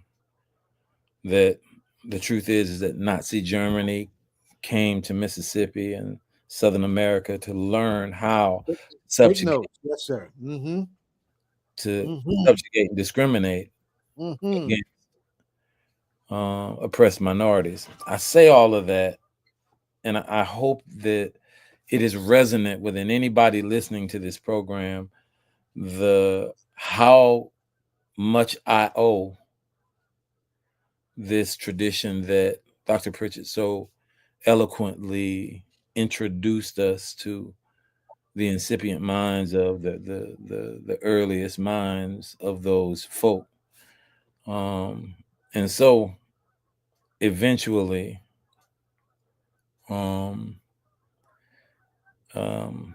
I was able to get into the only college that I ever applied to go to. Wow. I was accepted into the University of Texas in 1980 because of my class rank. It was a tradition in Texas to accept people who ranked a certain level in their class into the university. I remember getting a letter that I didn't ask for.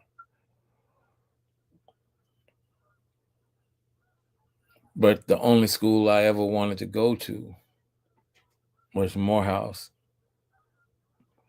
And it was largely because of those moments when I was 6.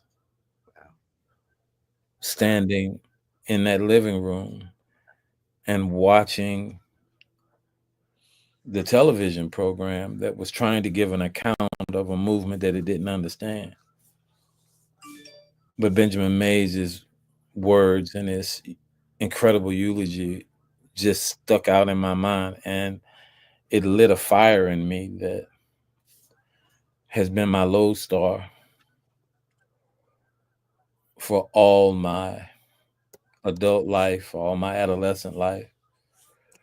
The only other thing that I would throw in there, in all honesty, was that the autobiography of Malcolm X, I started reading when I was around 11 or so. And in the end of junior high school and the beginning of high school, I carried a paperback copy of it, probably a first edition paperback copy. in my back pocket, and I would just read it and reread it.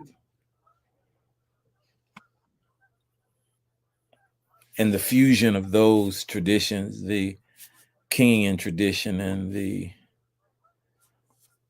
El Hajj Malik Shabazz tradition, were fused in my consciousness.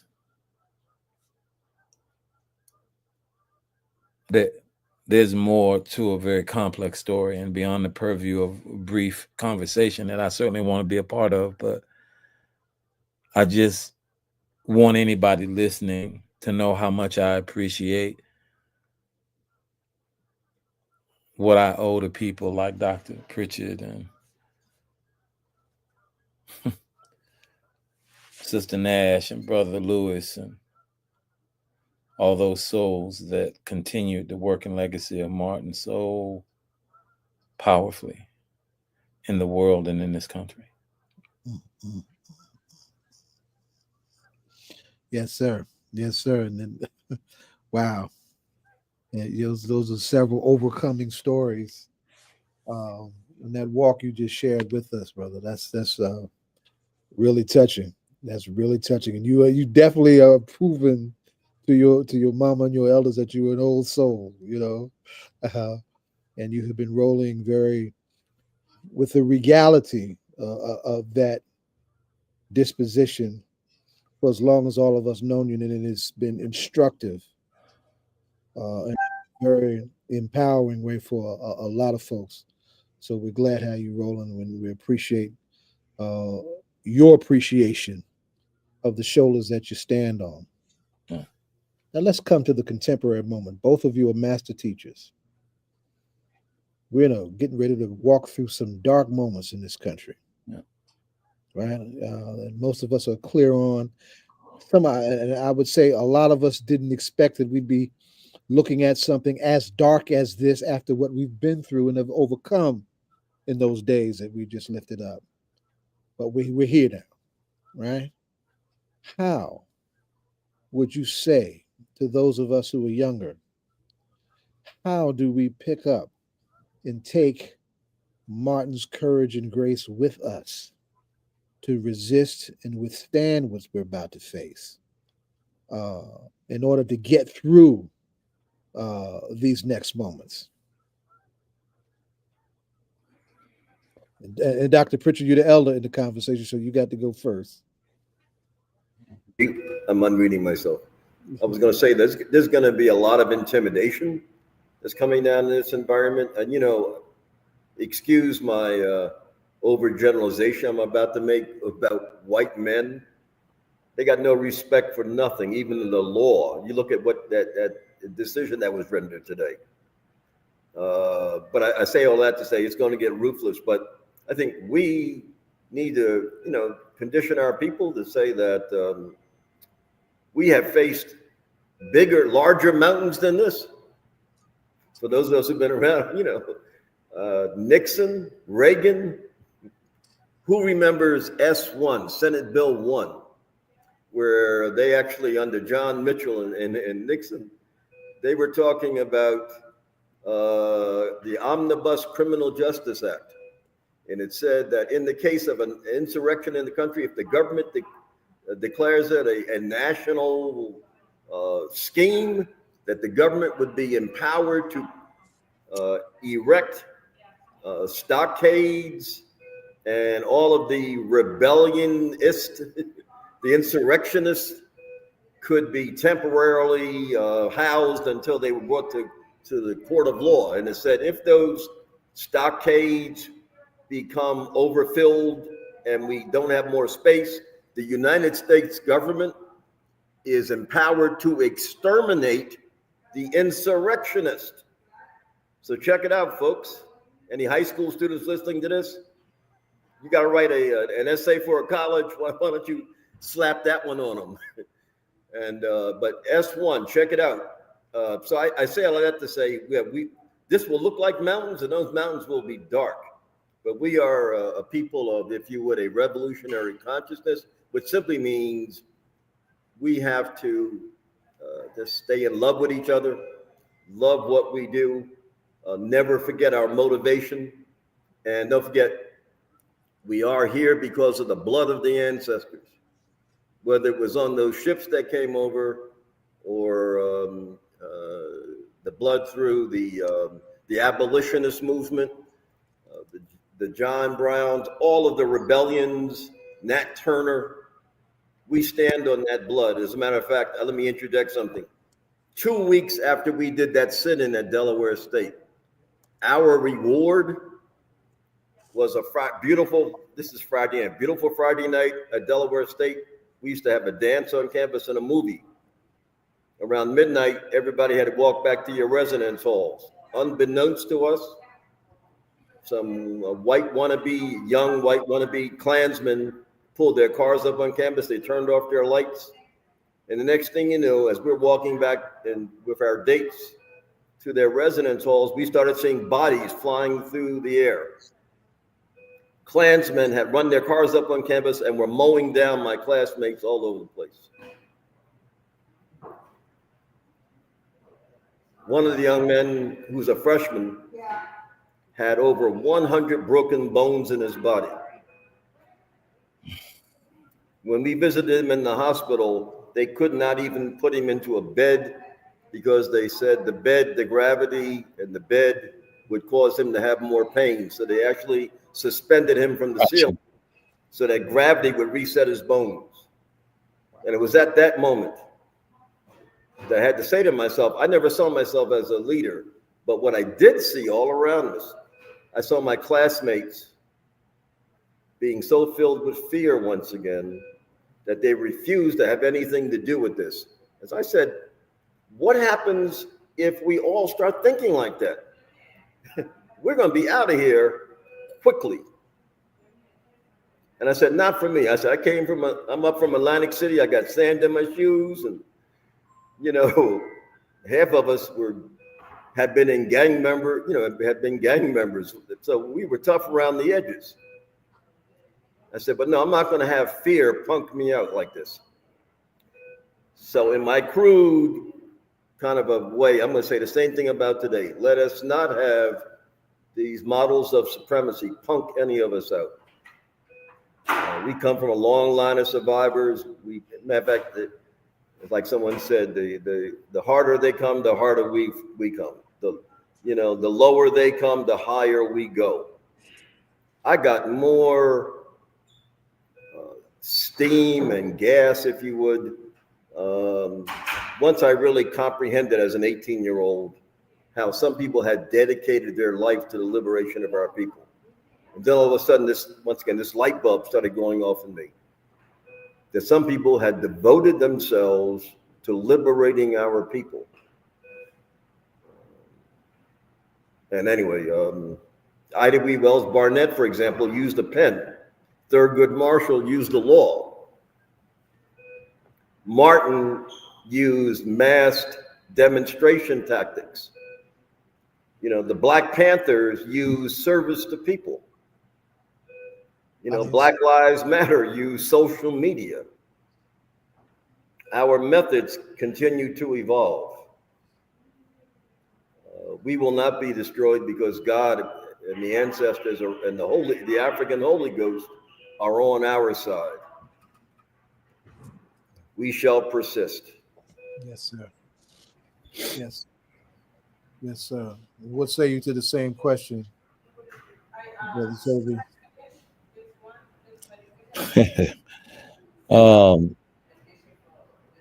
What Reverend Dr. Pritchett has done is so eloquently encapsulated the nature of our struggle, of our reality.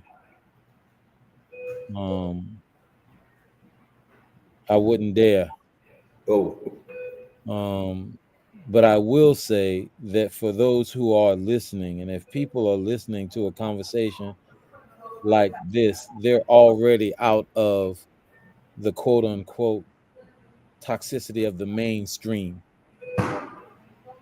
So I would ask them to listen to it with those ears that allow them to pick up themes. and allow them to traffic in dreams and fill their minds with a hunger for the truth, no matter what it is, and fill their hearts with a determination to achieve what Fanon called our purpose. Generational purpose. Yep. Yes, sir. And with the anxiety about the alternative, which is to betray that purpose.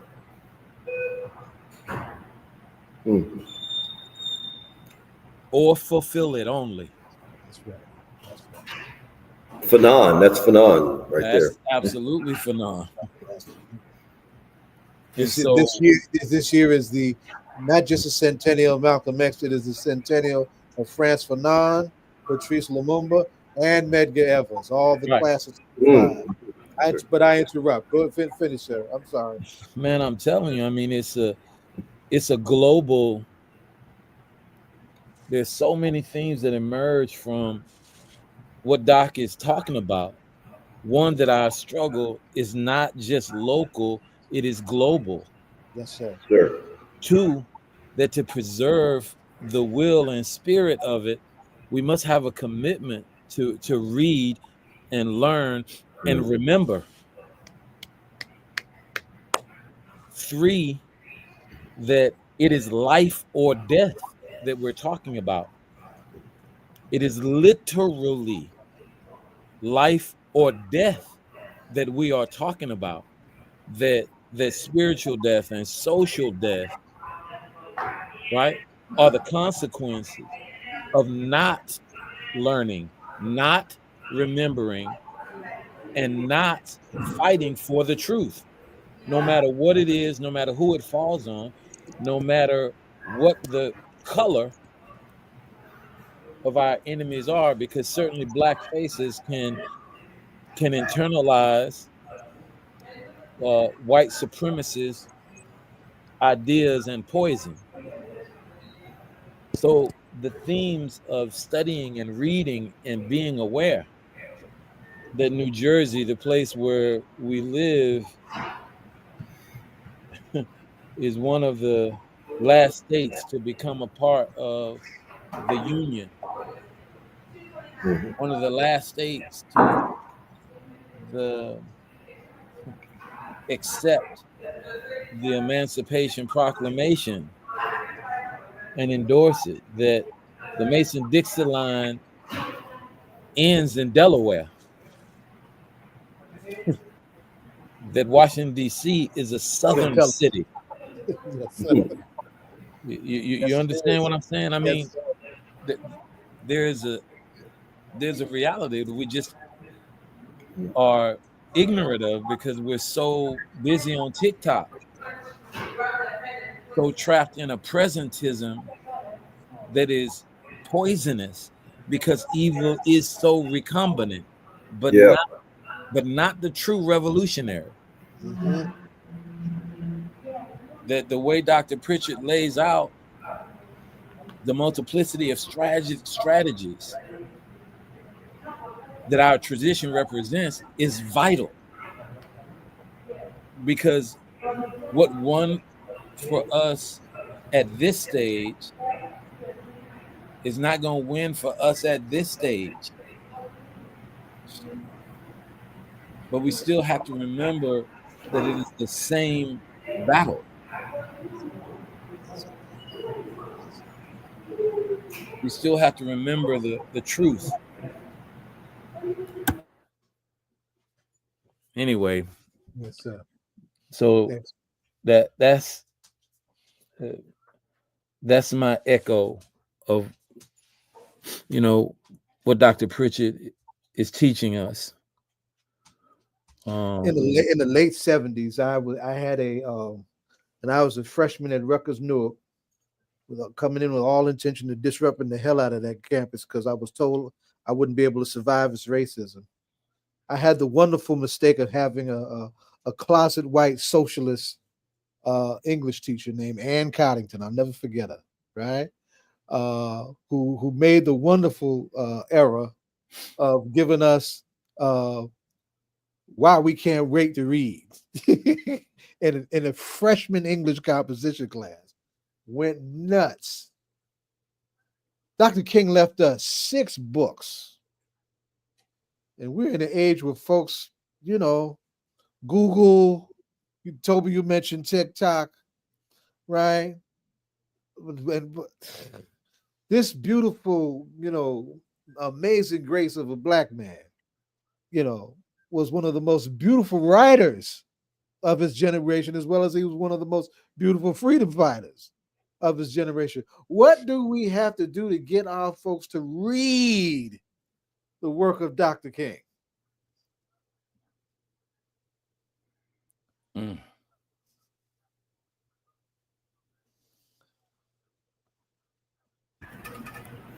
You know, pardon me, because Bubba, I see you still have a thought, but I'm just going to give you a footnote on that.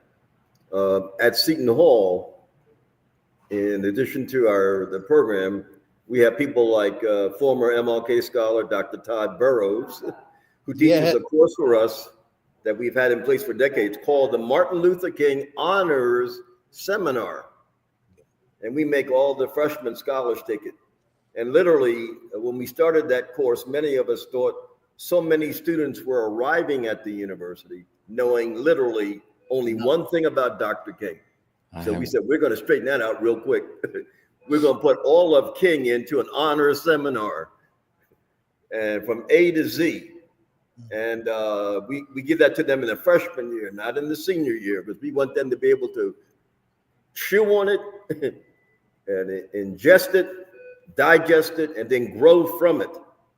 And I just thought I would share that. You're absolutely correct. Matter of fact, social media is like the cocaine, so to speak, the social cocaine, the digital cocaine for this generation. It's about to it's putting them to sleep. It is shortening their time spans. It is giving them addictions. And I'll just say this, if you don't mind, for over 20 years, we used to always do a prayer breakfast on the campus. And we would invite everybody of the community, high schoolers. We'd have a notable leader say something. But after the election of 2016, I went to the provost and said, I don't want to give out any more pancakes. I'd rather give out college credit. I said, we're going to shift what we do and turn it into a credit-bearing course where we study racism for one day in the name of Dr. King. I said, we're going to study racism, sexism, all the isms. And we will give students, 1 credit for attending all day. And if there's any teachers in the community, they can come on in. But I want to say, and I stood up that first day when we did it, and I said, before we pray, I said, I want you to know I'm dedicating this seminar called the Martin Luther King Day Symposium at Seton Hall. We're dedicating it to the current president of the United States, Donald J. Trump. I said, because he needed to be sitting right here. I said, and if it wasn't for his hatred and his attitude, I never would have conceived of upgrading what we do on MLK Day to that level. And that first year, we had 350 people, half of whom were from the community and the other half from Seton Hall. In the very second year, in the afternoon, we did the same program, but we took all the students, put them in a separate room after they had lunch, and Brother Larry Hamm came in and delivered, if you would, a keynote speech just to those young students. So that's the way I would say that the strategy, and this is the strategy that we actually developed in the fall after Dr. King was assassinated in '68. And when the Congressional Black Caucus was meeting, and Ossie Davis put the charge to them about we don't need any more leaders in the front. We all need to be the leaders. So the strategy was that we all would infiltrate whichever institution of life that we were all involved with, from religious to educational. and we would plant ourselves in those venues, and then we would be morally responsible for everything that comes out of that institution, which would mean that we have to do several things. Not only teach, we need to mentor, we need to protect the young people. You know, whenever an African village came under fire from another village, the first thing they would say is, let's protect the children. Let's save the children. And so that's how many of us have conducted ourselves ever since 1968, is that each one of us must be competent enough to master our space, to be respected within that space, and then we must nurture and incubate others within that space. Mm-hmm. But that all came out of, once again, the fall, the Congressional Black Caucus annual meeting in the fall after Dr. King's assassination. Wow. Toby, you're in an incredible position, because I mean, you're literally working and training and empowering and being fed by young peacemakers, right? And one of the things I have been saying to the troops in our ecosystem as we move into this spirit is that, you know, we got to get more political and really pick up, you know, the movement and the principles and the, you know, the character of that movement, of that epic time that produced Dr. King, that gave us Dr. King, so we can protect what we got, and we can continue to do what we do. You know, I mean, so how would you respond to that question? How do we get folks? How do our kids to read and study and embrace that? How do we lift up beloved community? You know, so some of everybody. Yeah. So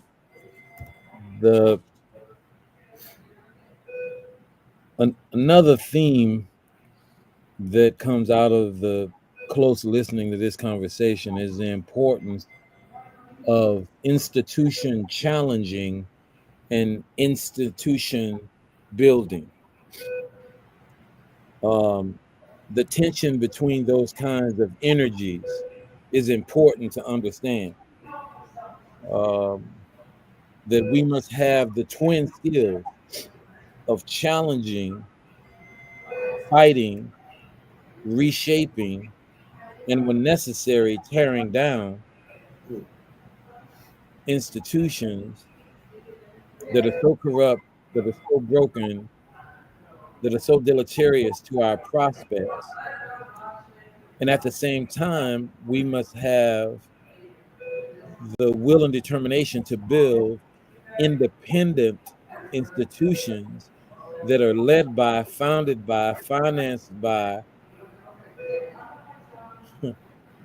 people whose agenda is in perfect alignment with our agenda.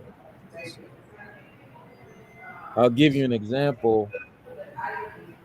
I am a minister, and I went to school because Dr. King went to school. I went to school at Morehouse because Dr. King went to school at Morehouse. I went to graduate school because Dr. King went to graduate school. And upon graduating from graduate school, I founded and led a small church because Dr. King worked for a small church.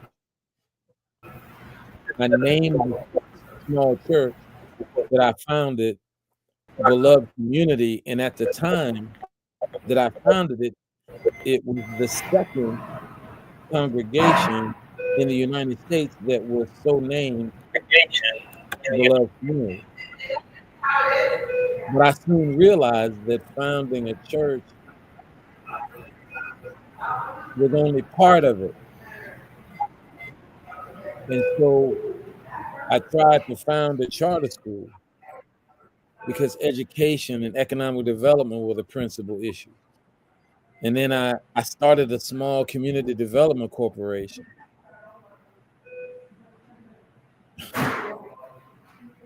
Because of the necessity of the second part of that contributal intention talent of the true revolutionary, that is both tearing down institutions that are corrupted, like the criminal justice system, like the health system, like the political system we're all ensconced in. But we have to build something, an alternative in its place.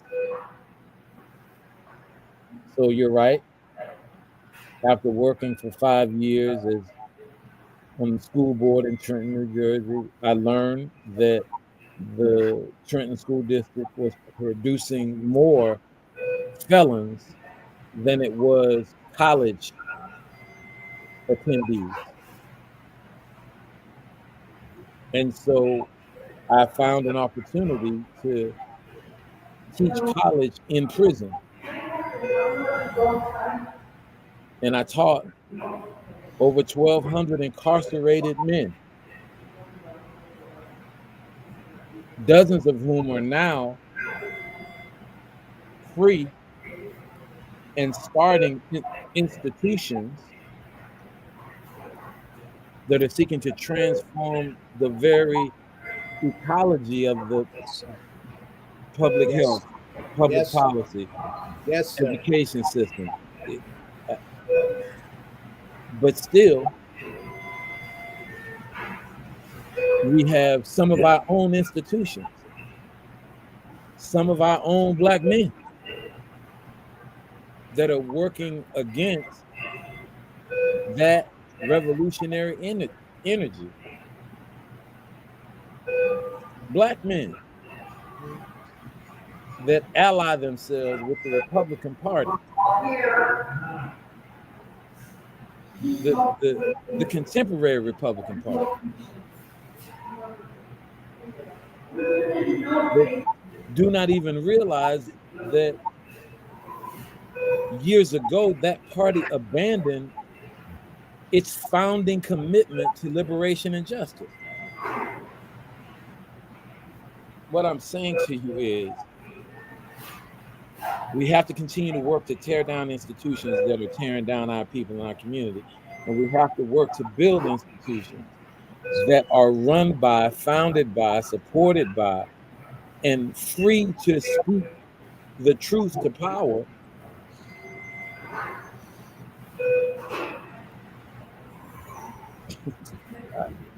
We got you. We got you. That's our challenge right now. And Trump is a pimple on the butt of history, but he's a consistent sign of the cancerous, malignant, recombinant nature of white supremacy. And the only way to defeat that is to tear down institutions, whether they be banking institutions,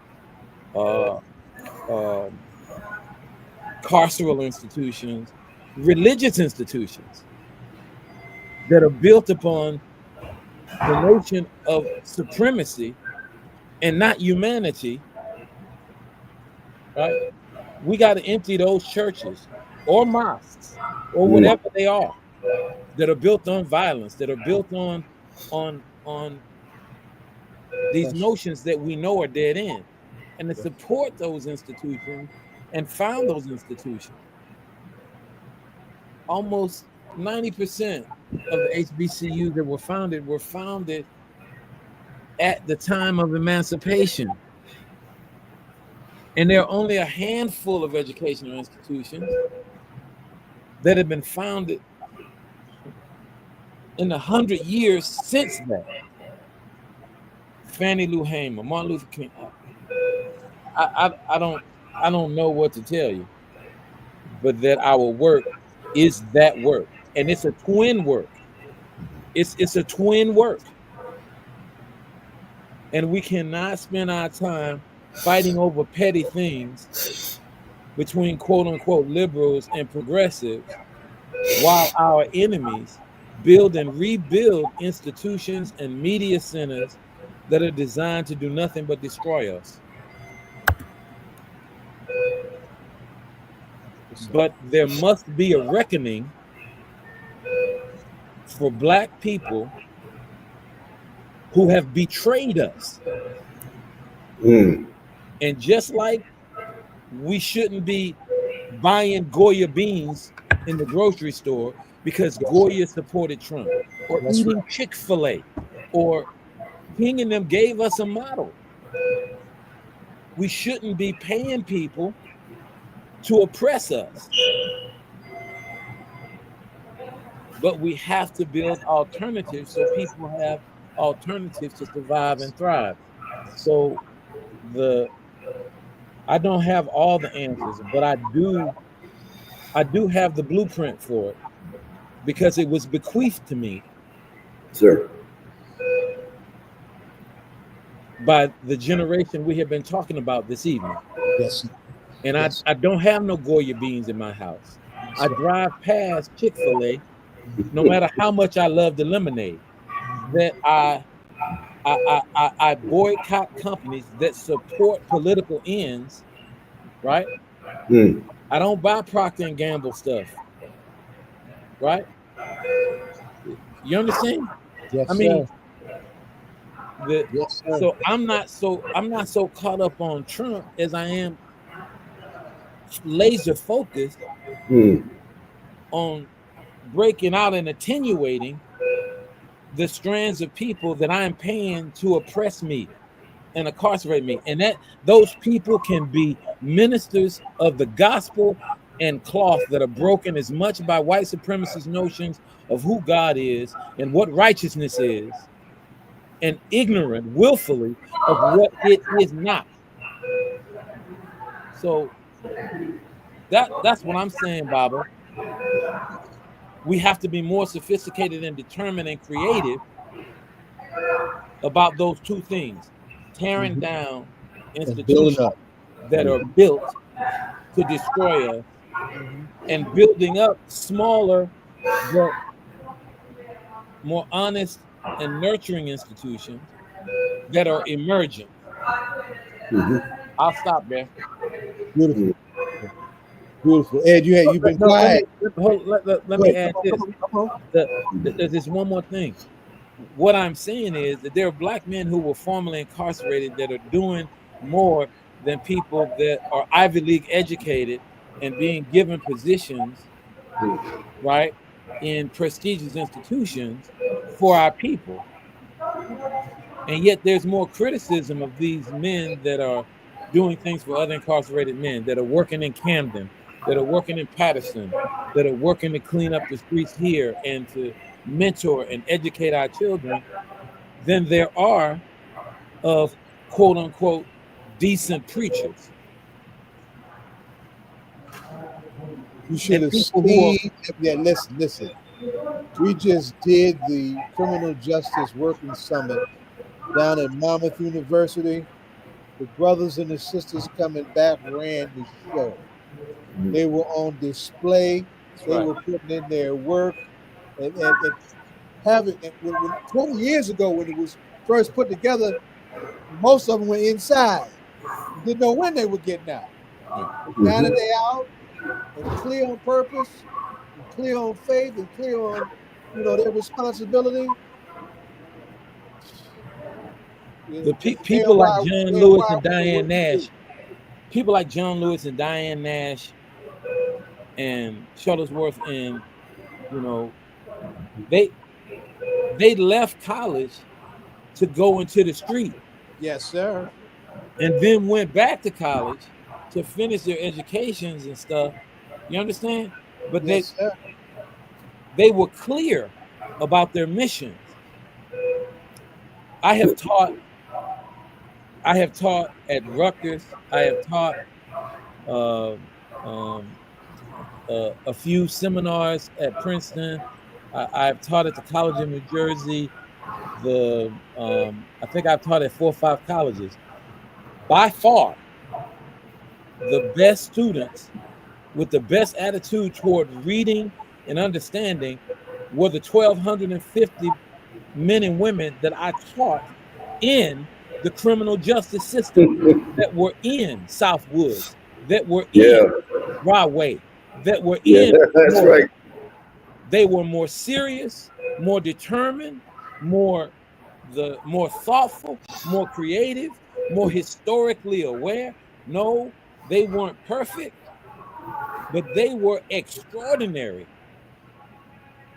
Yeah, But I have sat in PhD seminars with folk that are more concerned about impressing a handful of erudite white people than they are. Man, I'm gonna stop here. But Hey, beautiful. y'all know Y'all what I'm killed saying. it. Killed it. You know, Killed it. Ed, jump in here. mm. Well, you know, it you know, for me, man, I think that you know, I'm thoroughly enjoying the conversation by the Honorable Dr. Professor Pritchett. You know, brother who has never left his post. You know, tremendous respect for that.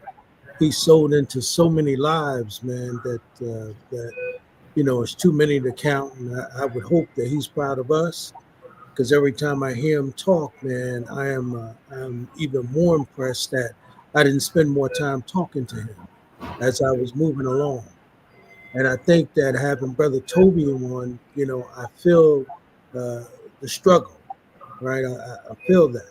And I think that, you know, we're in a generation now where folk are even afraid to use the word black. You know, I was having a conversation with a brother last night, and he was saying we can't even talk black power, but white people can talk white power. And so Yeah. we're afraid to have that conversation. And so for me, you know, I appreciate both of these brothers. You know, I wish we had more time. You know, we got folks in the background that I'm sure is just as enthralled in this conversation. We've got to move on. But I got to tell you, man, we've got to make room to begin to have these kind of teaching moments, right? Particularly for young people, because, you know, as Dr. Smalls would say, you know, we busy using that term people of color, but every time we do that, when they go to do the mathing includes other people that don't look like us. They get to the front of the line, and by the time they get to black folk, they out of resources, right? We've got to change that dichotomy, and we've got to get back to talking black and not be afraid to have that conversation. Our people are in trouble. And they're in trouble because for most of us, you know, you know, I was born in 61. Brother said he was born in 62. So he and I come from the same generation. right. I began to understand that all these degrees that I see to hold don't really make any difference at all unless we can change the condition of our people. So I appreciate both of these brothers. Thank you for even allowing me to sit here and you know, partake in your dialogue. I'm impressed. Absolutely. Absolutely. Ed, you want to ask him the ritual question as we wind up? But you know, I mean, I don't know, you know, particularly if you brothers listen to hip hop, but if there's any, you know, music that you know, perhaps that maybe in somewhere along that 30-year ride that you all may Mm. have something that encouraged you, or that you can, you know, sort of focus back on that sort of give you some extra energy. If there's anybody that you listening to that perhaps moved you, that you can share with this audience. Definitely. You know, I'll say that I'm moved by my moods.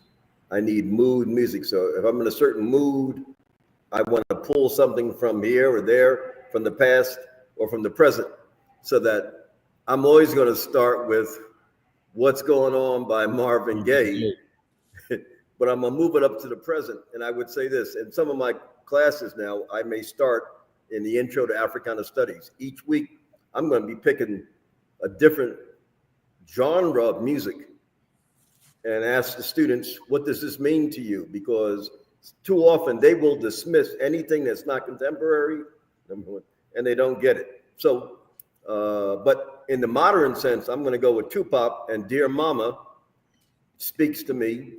But also at the same token, when I put it on Nina Simone singing Mississippi Goddamn, that requires a lecture. But I'm going to call one piece to everybody's attention.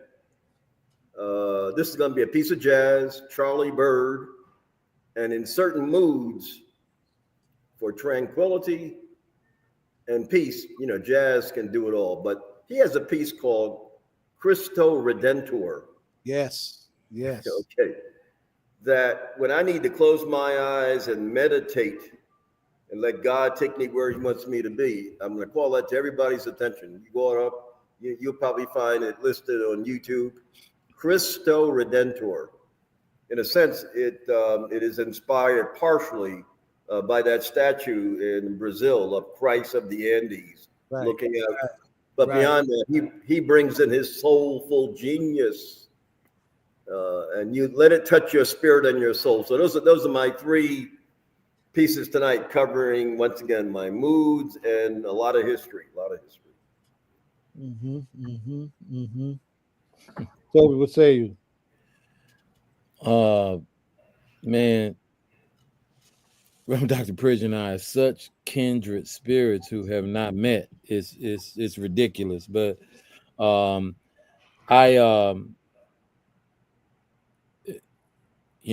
Marvin Gaye's What's Going On is an incredible piece for me.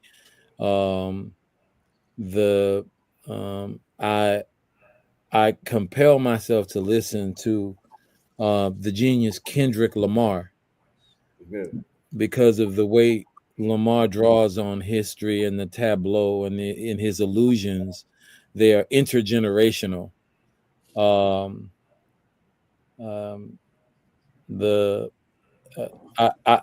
I have acquired a profound appreciation for jazz and for the artists that do the same thing, right? That draw on intergenerational wisdom and so forth. And so I am fond of Wynton Marsalis, and his incredible work, and his father's incredible work, and his brother's incredible work. And I see them as a whetstone against which I sharpen my own thought, So my favorite auteur is Talib Kweli.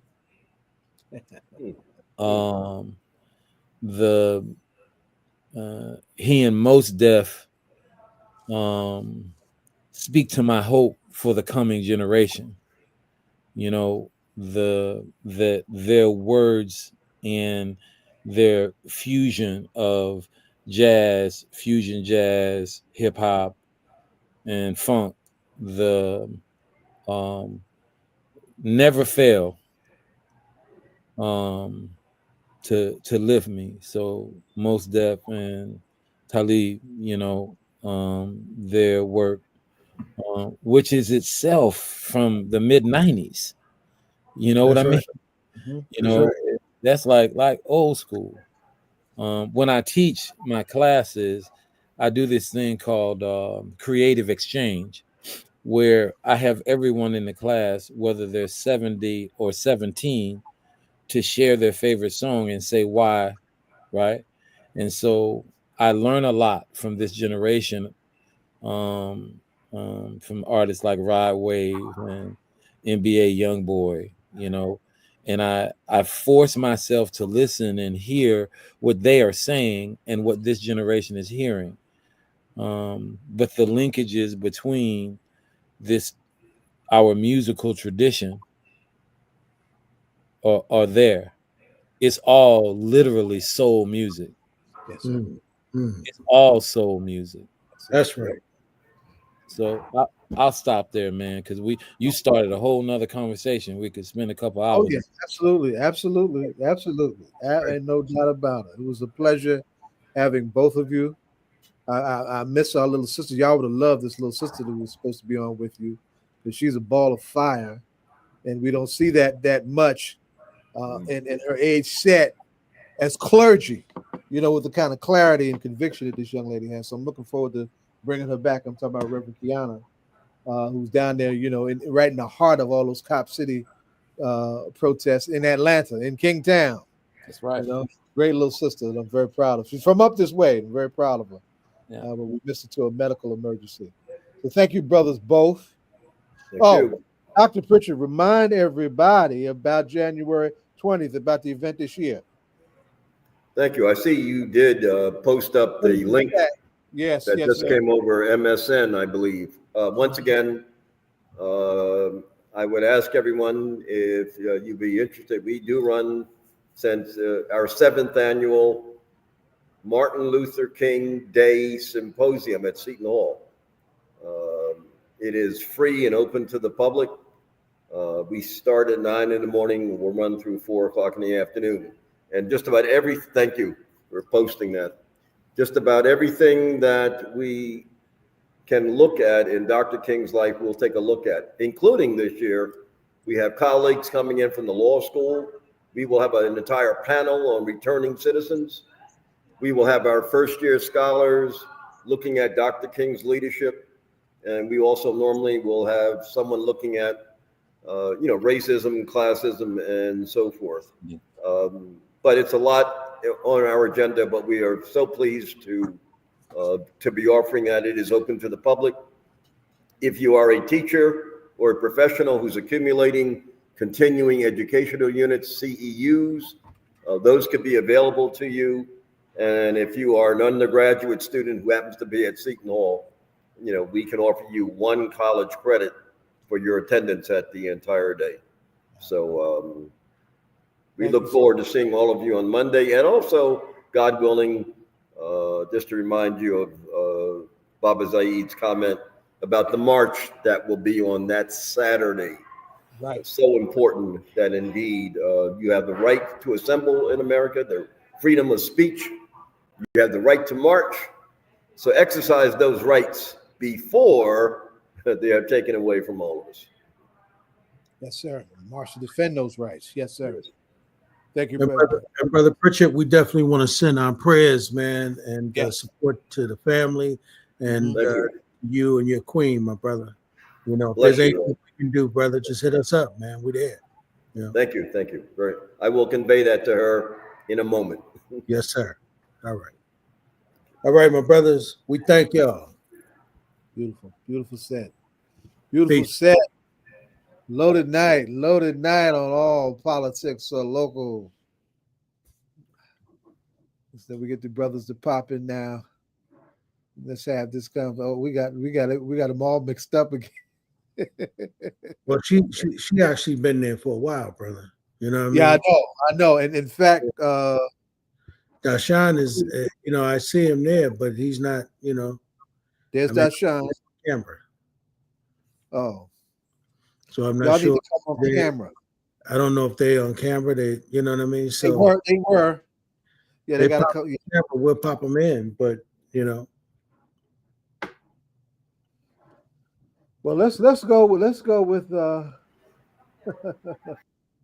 with this cub of Jonathan Austin from Science High, this travel whiz that he's sharing with us. Alicia, help us pronounce your last name properly. I don't want to mess your name up. You're muted, daughter. It's Corprew. Corprew. Okay. My lighting is bad. Hold on. Straight out of Science High School. The best school in Newark, New Jersey. Yes. And the owner and manager of her own Corp Travels, right? I don't know if you had a chance to hear our first segment. We had a segment on Cuba, where a lot of artists and whatnot from our area have been doing some serious work on the Cuba art front, the Cuba cultural front. And one of them is a travel legend in Lorna Johnson, somebody you may want to connect with.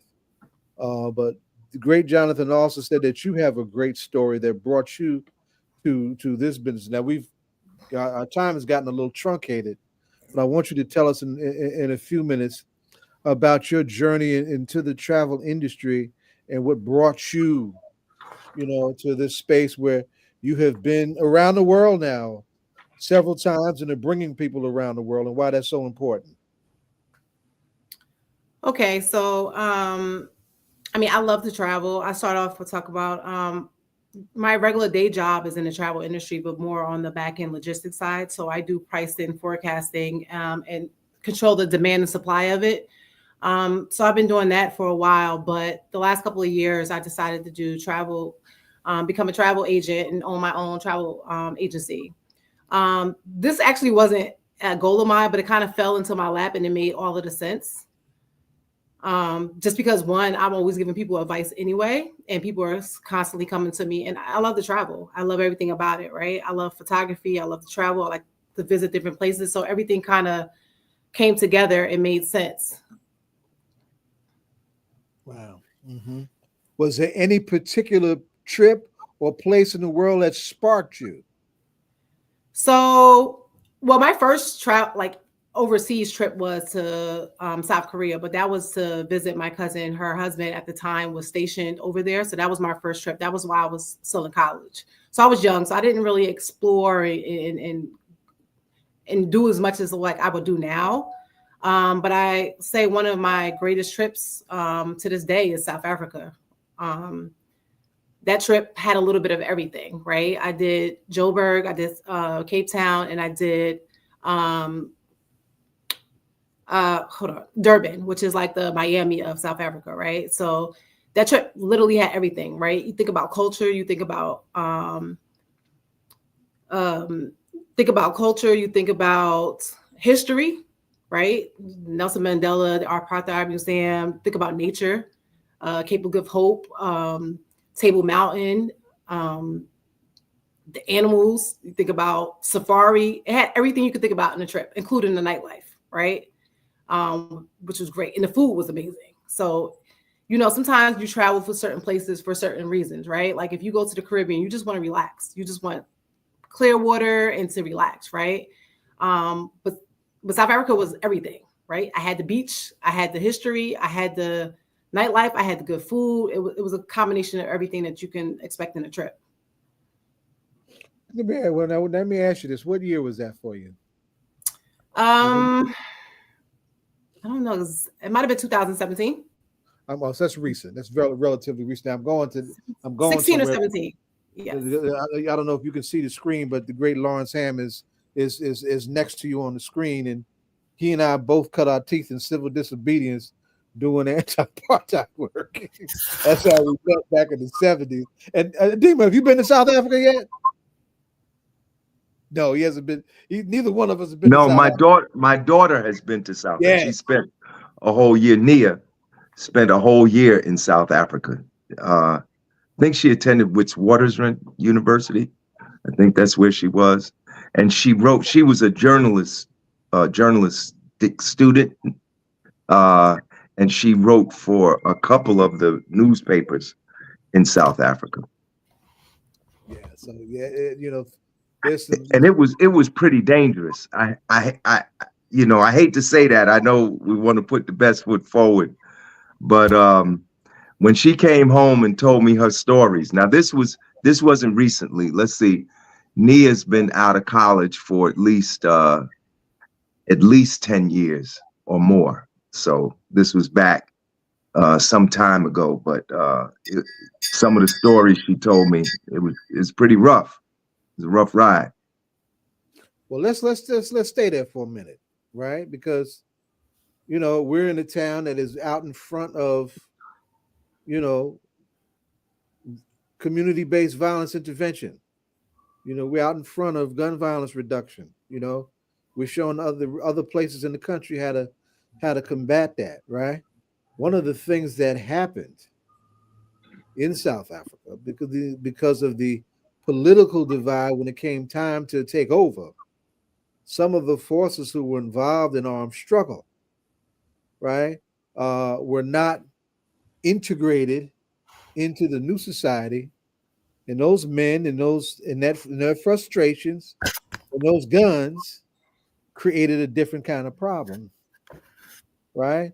And so South Africa, quiet as it's kept, does have a gun violence problem, and it goes back, to those transitional times that are quite historic in terms of it becoming a new democracy, but not a democracy without problems, right? So it's a social problem that's very real, and we hope that that we can continue to help each other with our problems and this kind of solidarity that we've been doing with each other over the years. So that's important to lift up. And South Africa is such a grand place, right? And it means so much to so many of us. So going to South Africa set you off. Yes.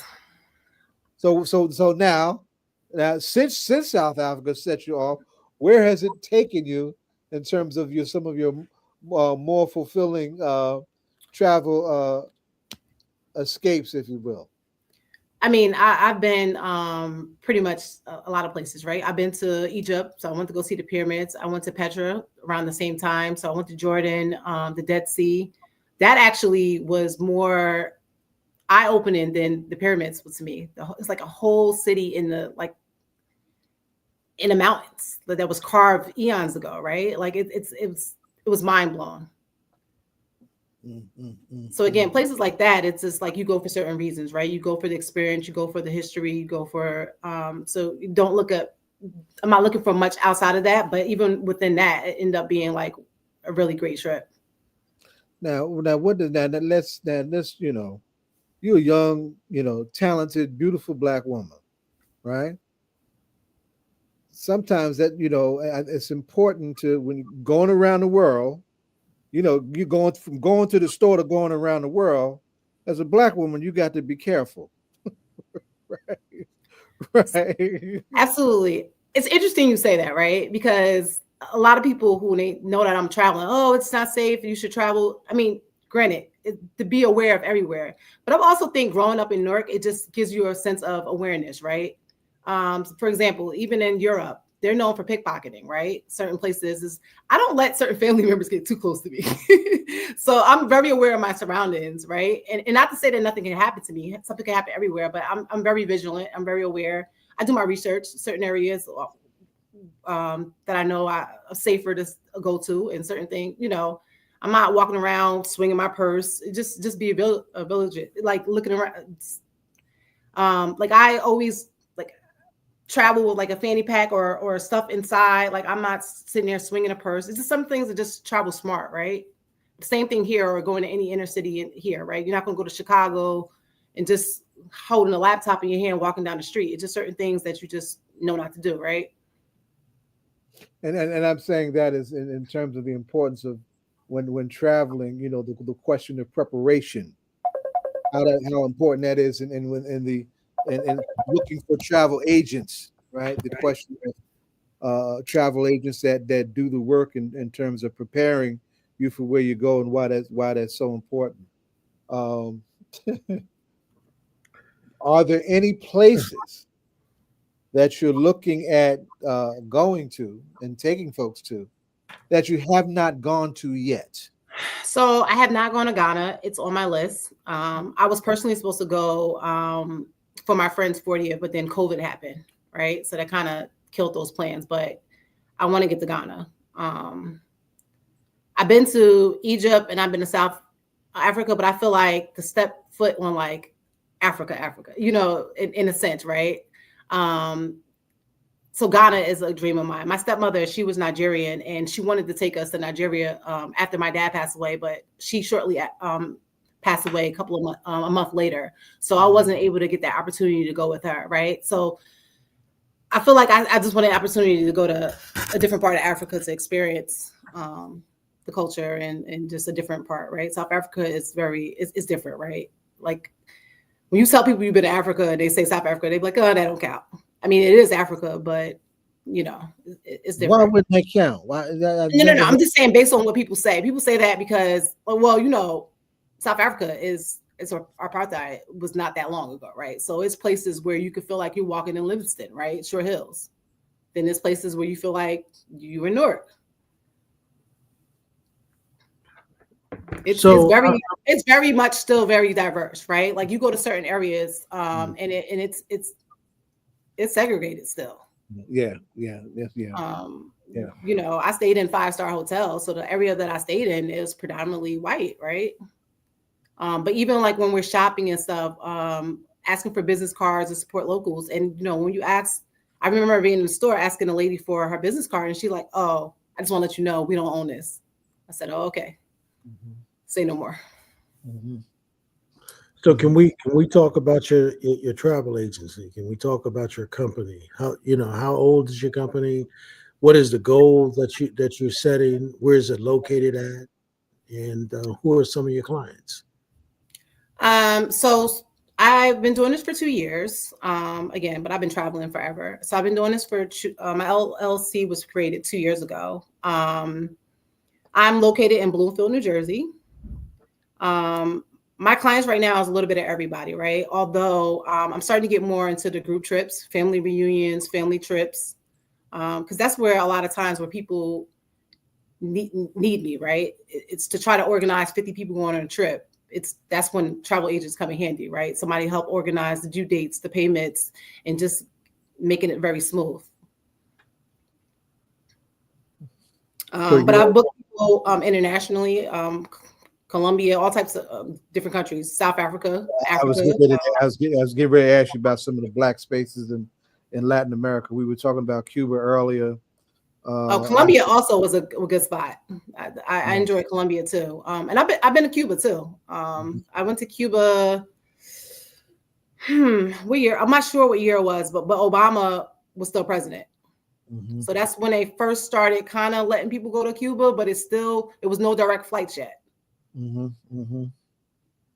So are there a lot of black folks in the travel agency space? It is, and the black travel movement is actually huge, right? It's a lot of black travel groups online. So there are even like a lot of female girl solo travels. It's a big space. Like it's definitely growing. So do you handle individual clients, or you just handle groups and larger clientele? I do both. I do groups and individuals. Okay. I've done both. I do want to start being more in a group space because I want to start doing group trips that I organize myself, like large group trips. Right now, I'm just booking other people's trips, like their family reunions and class reunions or their birthday trips. Birthday trips is the big one. You know the reason I say that because my lighting is so bad. I'm sorry, guys. Like it's like we see you though. We see you. Okay. You know the reason I say that to you is because maybe about 30 years ago, if not 25 years ago, I went to Curacao, and there was a white woman that I had met who has, at that time, she had her own travel agency in I think it was in Manhattan or it was in the Bronx. I'm not sure. Anyway, I was involved in the magazine business with a magazine called the College Entertainment Review. And she had approached me about, the folks, because, Curacao is a black country. So they'd actually approached me about doing, because at that time, most of the college students were going down to Atlanta. And so they were having spring break in Atlanta. So they were talking about actually doing spring break in Curacao in the black country. Is that something that, you'd be interested in being a part of or getting into in terms of your agency? Because, back in the day, I don't know if you were, you said you're around 40 years old. Back in the day. I actually didn't say, but you're about right.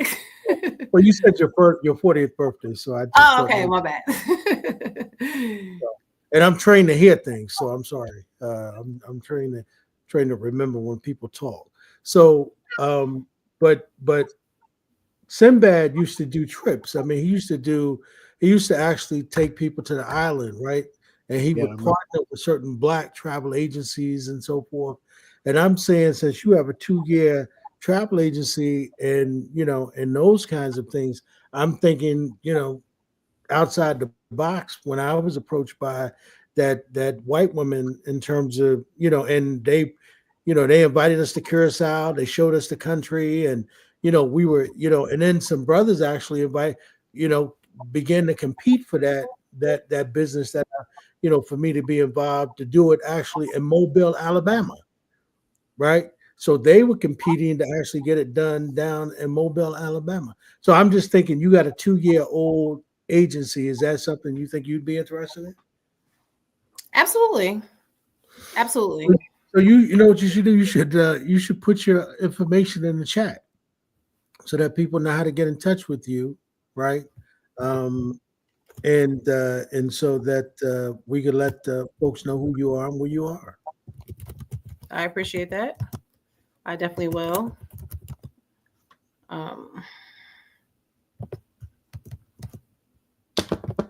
So I mean, that's I want to wish you absolutely all the best. I mean, I definitely, and I think most Black folk should have a travel agent, right? Because for the most part, I think that anybody who's gone traveling recently, it ain't like it used to be, right? It could be very, very daunting. We just got back from New Orleans, and it was, it was. All I got to say is the plane was kind of tight, I love that town, though. Yeah. Yeah. And thank God we wasn't there. We were there a week before. A week after was when everything went down. But the week before we were there, Yeah. And we were actually on Bourbon Street. So, that's a very intimate space too. As bad as those casualties were, they could have been worse. Yeah. Yeah. So, yeah, but you put your information in the chat. I don't see it.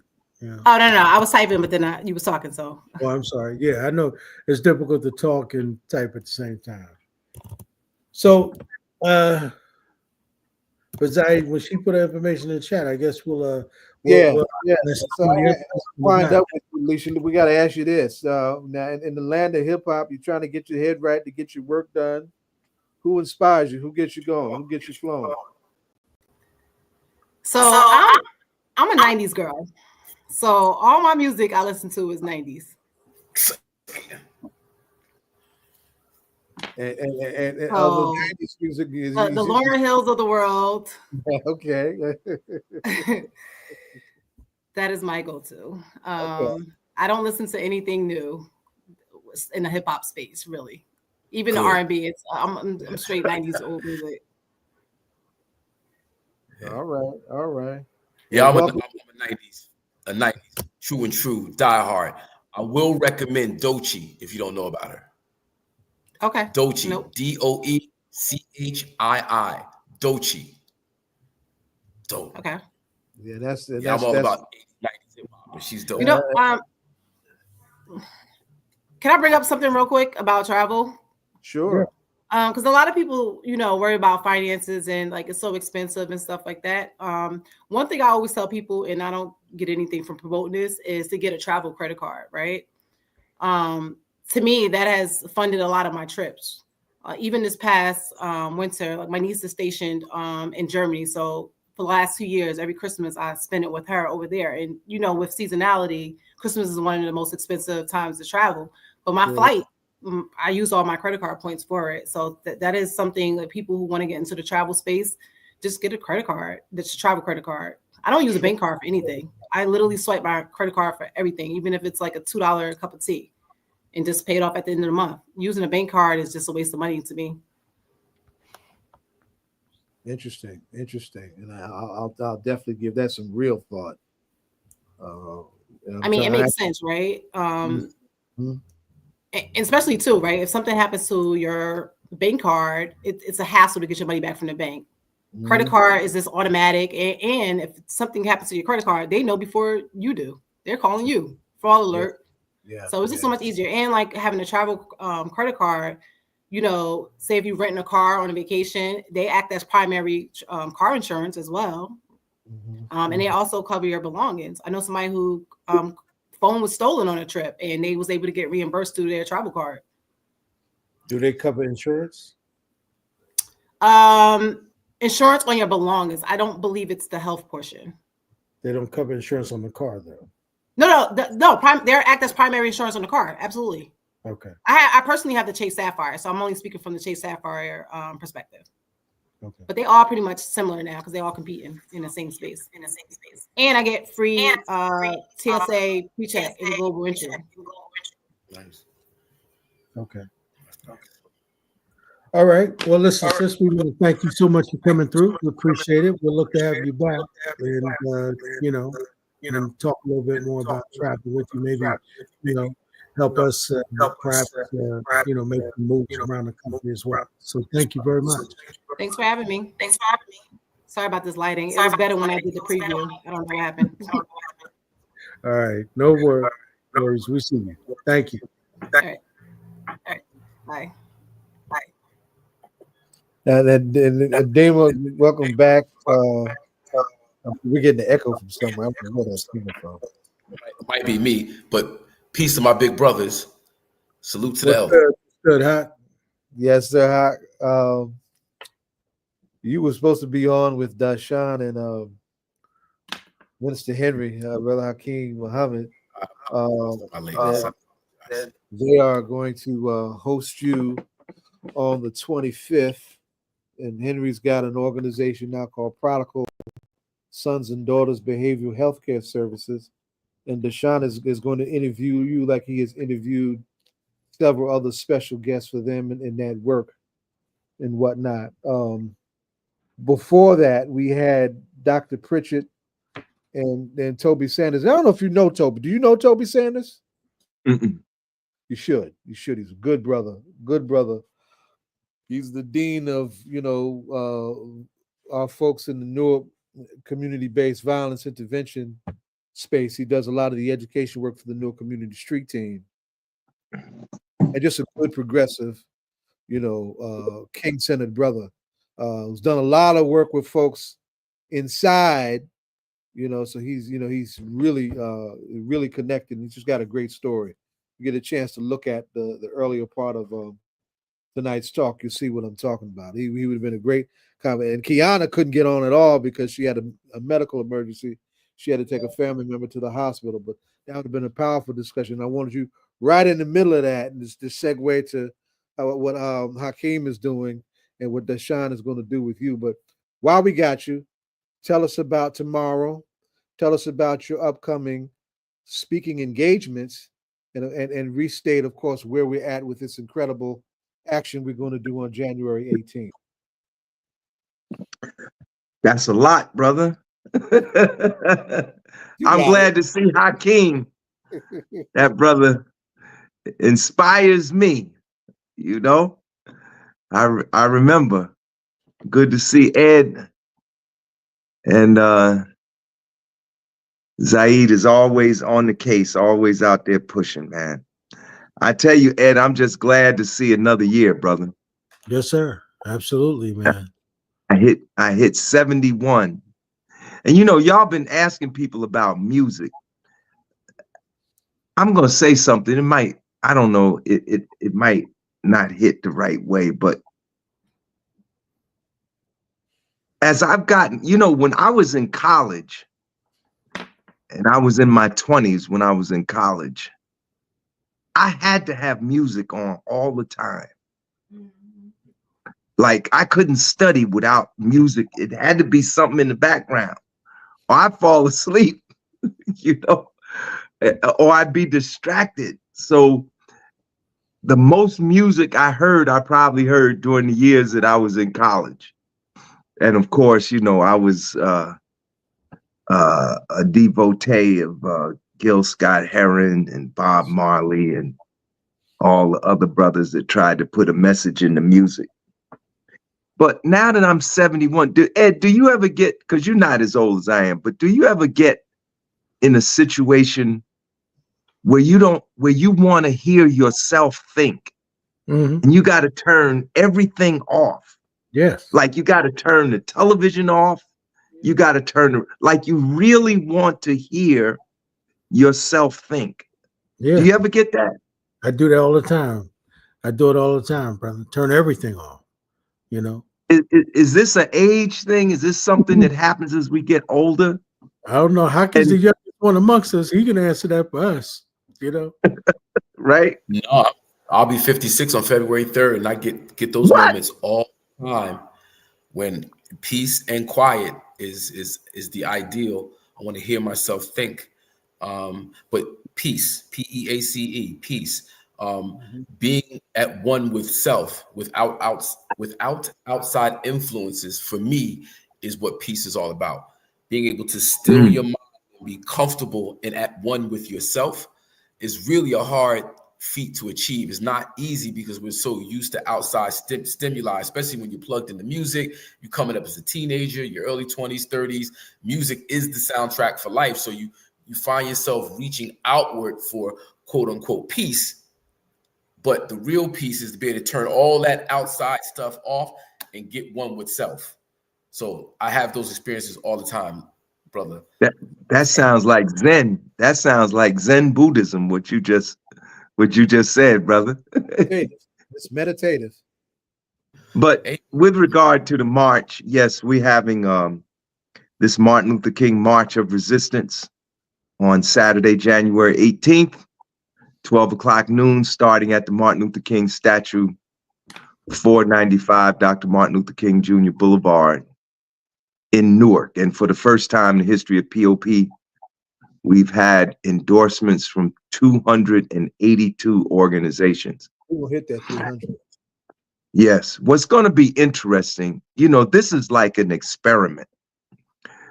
You know, 200, I mean, I'm happy, I'm elated that we got 282 groups to endorse it, right? But the real test is going to be, are those 282 people going to bring their people out? Because if they bring their people out, it'll be magnificent. If each organization just bring one or two people, bring the leader and one or two other people, it'll still be a big demonstration because it'll be 300 people, it'll be over 300. But if every organization brought 10 people, it'd be 3,000 people. And it would have an even bigger impact. So, you know, it's an interesting exercise that we're trying to do, you know. And, you know, the other thing, Zaid, that I felt in this 71st year is how defenseless Black people are.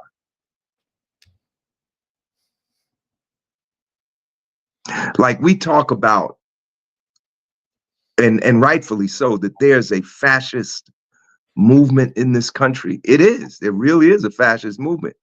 There really is a guy that's trying to seize state power for himself. You know, this thing is amazing to watch because it's happening like in real time. You know, like when I was a kid in school, they taught us about Hitler. I was like, how could that happen? You know, Germany was supposed to be a democratic country, had elections and everything. How did that? If Hitler was like, because, you know, they told us Hitler was the devil. You know, if there was ever a devil walking on earth, it was Adolf Hitler. That's what we were taught. And probably rightly so, because he did some devilish things. You know, he tried to exterminate peoples, literally. But suppose, you know, we actually had a fascist movement replete with their own American version of brown shirts who decided one day they're going to march through the Black community. Because I saw, Hakim, I don't know if you saw it. Maybe you saw it too. I saw a clip a couple of weeks ago of neo-Nazis marching through the Black community of Memphis, Tennessee. I don't know if any of y'all saw that, with their flags and everything. And they marching through the Black community. Yeah. The brown shirts and they on the marched. Proud. Now they were confronted. They were confronted at certain points, but they weren't stopped.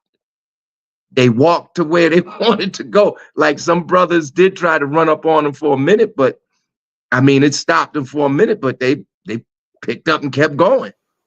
You know, if Nazis decided, let's just say the Proud Boys, 'cause let's talk about a real thing, right? Proud Boys, that's a real thing. They like, I read some articles where they were like actually attending board of education meetings in what was it, Metuchen or Edison, somewhere down in there. They're in New Jersey. So if the Proud Boys decided that they were going to have a rally on the steps of City Hall in Newark, how would we react to that? You know, it's just a thought. Can you how, in the last days of Gibson, and this is one of the reasons why it was probably one of his last days. You got to remember this. There was a Klan group out of Morristown that wanted to do a march downtown, and Gibson started to okay their permit, and folks raised hell and said, "No, hell no, they ain't coming down here." And he ultimately pulled it, and it didn't happen, right? But the motions were in place for something like that to happen. And see, this is where, you know, liberalism has its limits, right? For all of our, you know, wanting to be beholden to democracy, right? We also had a right to defend our goddamn selves. And sometimes that might be something legal, it might be something political, or it might be something military, or it might be all of the above, right? But let me answer it this way, because we had a King conversation. One of my comrades, Akinyele Umoja, has done extensive work on armed self-defense traditions in the Deep South, particularly in Mississippi, of all places, right? And we remember the great James Meredith's Walk Against Fear, 1966, where he's wounded in the middle of the march, and leadership had to figure out, you know, how do we respond to this? So at some point, the civil rights forces rallied, continued the march, but they were accompanied by the Deacons of Defense. There were not going to be any more military casualties on our side without being casualties on the other side, right? So we have in us traditions of self-defense that we need to be as learned and devoted about going into this era as ever before. That should enable us to get through this moment the way we need to get through this moment. And if they, you know, y'all seen me run in the new Black Panther Party and in this area, y'all know I hate casualties, except when it advances position and changes condition, and they happen on both sides. So we have to prepare. We need to be, you know, take stock of where we are in our capacity or lack of capacity in terms of what that means, and improve our capacity, and do that unapologetically. Crackers are big on the Second Amendment. It's there for all of us to take it. Yeah, absolutely. You know, I'm down here in Florida. Oh my God, so, yes. Yes. You got a lot of living color. Absolutely. And I hear things are different in Jersey these days, but the demonstration in Memphis. So the white, you know, the Nazis, neo-Nazis, they marched. They might have been what, like maybe 30 to 50 deep, I think. Right. I think the next day or 2 days later, the clergy of that community got together, and it was about 800 to 1,000 brothers that walked up that same street. It's the clergy. It's the Black church organizing brothers. Huh? That's a good political answer. And in Memphis, because I know your point about can we defend ourselves, and being able to defend yourself is all about how organized you are. Go ahead. You can have guns all day. You can be ready to fight all day, but if you're not organized and you don't have power over your resources, it's a wrap. Right. And I want to know who permitted that goddamn march. Coming back to my original point, who the hell permitted that? Memphis is a black town now. That's ridiculous. But they got a white mayor. I think they got a predominantly white council and a white mayor. They don't have a black administration. The council, I thought the council was majority black. We got some BLM folks down there. There's BLM down there, but the mayor, I think the mayor is white. Yeah, I'll get because they made some good headway with that city council and that county council. They got a county thing going on down there too. That's Shelby County, right? To get another read on that. Go ahead, Hakim. You jump back in. Because you just mentioned Black Lives Matter, and considering where we are in 2025 and what's going to happen in the next week and a half, and what you're describing about what happened in Memphis and these different Proud Boy neo-Nazi groups that exist around the country, right? And how because of George Floyd and the other murders that preceded George Floyd, you have Black Lives Matter really doing a lot of outreach and bringing people into the fold, just making people aware of organizing around Black people, right? And the media, the propaganda that's levied against Black Lives Matter specifically, now I'm thinking was all a tactic to turn our people away from that type of organization, knowing we were heading. And I'm thinking back to, all my conspiracy theory, George Soros is funding Black Lives Matter, and what did Black Lives Matter do with the money, and whoop-de-whoop. But when you ask a question, who permitted that march? Who's funding these organizations? We don't ask these same questions as Black people. When we see the deep state now take over the state, they've done a number on us. Whether it's Black Lives Matter or any type of organization that involves us, it's the boogeyman, it's the deep state, it's a conspiracy. Yes, and we bought into it, hook, line, and sinker. Right. Yeah. We did he finish? I think you were froze for a minute. But I'm done. Okay.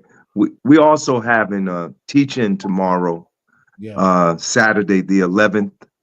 It's going to be the March of Resistance teach-in at Bethany Baptist Church, 275 West Market Street in Newark, New Jersey at 1:00 tomorrow. And the panelists will include Dr. Stephanie Harris from Seton Hall, Dr. Kelly Harris from University of Pennsylvania, Charlie Hall from the Labor Movement Local 108, Deborah Smith Gregory from the Newark chapter and the NAACP, myself, and it's going to be she's back in. And Brother Larry Adams is going to chair it. I think it's going to be a good discussion tomorrow. So I urge people to come out. It's free. It's open to the public. And it's preparation for the march that's going to happen the following Saturday. Yes. But these are some trying times we live in. What do you think is going to happen when Trump pardons the 1,000 people who were convicted by the largest collective convictions in any case in the history of the United States? 1,000 people convicted. Now, they're convicted at different levels. They're not all convicted of the same thing, but they were convicted. So what's going to happen when Trump says, I'm pardoning all these people, and we're releasing them from jail, and they're freedom fighters. I mean, I think it's unprecedented, right? I don't think there's any example of this in United States history, that they're going to pardon 1,000 people who were engaged in the same incident. This is not 1,000 people that, assaulted police at different times. This is like 1,000 people who were all in the same place at the same time, breaking the same laws. I mean, that's got to give like a second wind to these right-wing fanatics, because now they're going to feel justified. It's like a dynamic in movements, right? Remember, you have movements on the right as well as the left. Sure do. Movements are not just of oppressed people. The oppressor can have movements too. And these people, some of them believe Trump is acting through or with divine agency. Yeah. Well, No. Like, I don't mean to cut you off. I just wanted to add to that. I think when he makes that move on the 20th, because he said that's one of the first things he's going to do. I think when he makes that move, Larry, I think that those people are also considering, some of those people, right? Because if you read some of the New York Times articles that John and I have been reading, some of these people believe that Trump is going to be the last president forever. They think that he's never going to give it back up. Right. That's what they believe, right? That once you give it back, you're going to be king. And so the America that you knew before, that's not going to be the America. So all of this niceness stuff that the Democrats are giving control back to Trump, they want to show, how liberal we are, how righteous we are, we're not going to blow up the country. The folks that are with him say, once we get it back, we're never going to give it back to those people. We're going to rewrite Congress. We're going to rewrite the Senate, right? We're going to put people like Elon Musk. We're going to get rid of all these social programs, right? That's, you got people who are actually saying it. You think Project 2025 is something. They got a whole nother secret document that we don't know nothing about. So when you talk about, somebody in the chat that we need to organize and all of that, man, we ain't seen nothing yet with what some of these people are planning, right? And remember, Trump, for the most part, Trump is only in it for his own interest. He don't care about none of these people, man, right? He's interested in how much he can get, what his family can get, and the fact that he could stay out of jail. That was it. Yep. Nowhere in history has anyone been. I mean, do you think about the number of felonies this man was convicted of? I've never heard of that. 34. 34. And not going to jail. No, not. I mean, tell me that's not all Godspeed under your next term, Mr. President. Oh man, it made me sick. And you threatening to go after all of the district attorneys. Yep. And members of Congress and members of the Senate.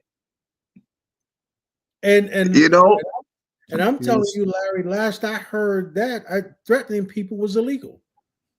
Right. So I'm trying to tell you, cast the right name on law right in front of us. Threatening an ex-vice president's daughter. Yeah. Yeah. So we really don't know what's going to happen, Larry. I think that, but like Malcolm said, right? Remember, he said the time and conditions will cause Black people to either unite or not to unite. So we're going to find out on the 20th. Can I ask a question? And this question might seem petty, but I gotta know from you gentlemen. Gotta know what your feelings on Carter's funeral and Barack Obama entertaining Donald Trump's conversation. Well, I'll let Larry go. The club, and he's going to act like a club player. Jimmy Carter, died and went to hell. Don't say nothing bad about the moms. Maybe said don't say nothing bad about the dead, and unless it's good, he's dead. That's good, right? Carter, Adema, you remember the Brzezinski doctrine? Yes. That's Carter. Right. Snatches up as much oil as you can and keep Africans divided from Afro-Americans. That's Carter. Didn't forget. Right. I ain't crying goddamn thing over that cracker. No, may he rest in peace with the rest of them. Now, later on, he is unique to his brand by actually condemning Israeli apartheid and identifying as such. He did do that in his post-electoral life. We do acknowledge that, but as president, he was one of them. That's just nobody else gave Donald the time of day. It was just the irony that Barack Obama's sitting there laughing. And well, we gotta get along. Yeah, I gotta get along. Oh, I hate that shit. Why was Michelle absent? She probably got more sense than her husband. She ain't trying to play those games. Yeah, even Kamala turned around, looked at the. It was I can't believe. Like, it was just nobody in the room was dealing with this dude. Why are you giving him a bridge? Shit off. But anyway, you nail on the head. Well, they going to town on social media with that. I done seen 100 reels, 100 memes already. People putting in their own lines as to what they were actually say, what they were supposed to be saying, and so on and so forth. But it's you had 5 presidents there. That was interesting. That they were all there, and their wives. Let's see who was there. Biden was there. Obama was there. Bush was there. Clinton, and Hillary. Well, Hillary wasn't president. No. Clinton was president. Who am I missing? Biden was there. Obama was there. Bush was there. Clinton was there. Oh, and Trump. That's 5. Because Trump was president and will be again. Yeah. So that 5 living presidents were there. Melania didn't look happy. She didn't smile the whole time. She probably didn't want to be there either because she know that nobody really wanted them there. And listen, Michelle, in answer to your question, Hawk, Michelle said a long time ago, brother, she said she don't play those games, right? She says she just ain't built like that, if you say all of that stuff about my family and you think I'm going to come around you and you think we're going to be able to be chummy, Michelle ain't that kind of person. Remember, somebody said something about her daughters when she was on a campaign trail when Obama was running the first time. And do y'all remember when she said, you don't want me to come down there? She said, because I ain't my husband, and they had said something negative about her daughters, right? Right. But she said, Chicago. She said, I'm not, Barack. And that white lady chilled out, brother, But what I'm saying, I believe that she didn't come. They were saying it was a scheduling conflict. I believe she was like, no, I'm not. If they got us sitting next to Donald Trump, that ain't happening, brother. No, I ain't going. Because they knew the seating arrangement ahead of time, right? Everybody was asking, well, who's next to him? Where's he sitting at? Yeah, it's this the circumstance, the pomp and circumstance. It's the funeral of a former president, being the wife of a president. Like you would go, nothing else. Nothing gets in the way outside of, I ain't got time for Donald Trump. You're gonna have me sit next to this? No, not doing it. Yeah. Right. And remember, if the shoe was on the other foot, he wouldn't come. Donald Trump would. I mean, he's that kind of guy. He don't care. At Obama's funeral, huh? Could you see him at Obama's funeral? Let's say if Obama had dropped dead, could you see him at Obama's funeral? No. He could care less. Remember, he said he wasn't coming to the inaugural when what's his name got sworn in, right? Biden got sworn in. That's right. Biden got sworn in. Remember, he didn't show up, right? He had no decency to do that, right? He thought he was the president. So listen, man. Just like you, Hawk, everybody saw that and said, man, why? Because I said to my wife, why is he sitting next to Trump? And it's like, you considering somebody wrote in the comments, Michelle is the fakest of them all. She is still talking crap about Reverend Jeremiah Wright in her latest book. That's right. Leave that man alone. She don't have to coon like she do. All right. So considering y'all throw so many stones at Jeremiah Wright, that's why you don't talk to him. He proves Jeremiah right, actually. Whatever pushback you had against Reverend Jeremiah Wright and what he said in his ministry, Donald Trump proved him right. So why are you talking to him, bro? I don't, what's really going on between them two? Listen, bro. Well, they all part of the ruling class. I mean, he's different in that he's melanated, but his function is the same. They the CEOs of U.S. imperialism, and they all have blood on their hands to a degree, right? Even Obama.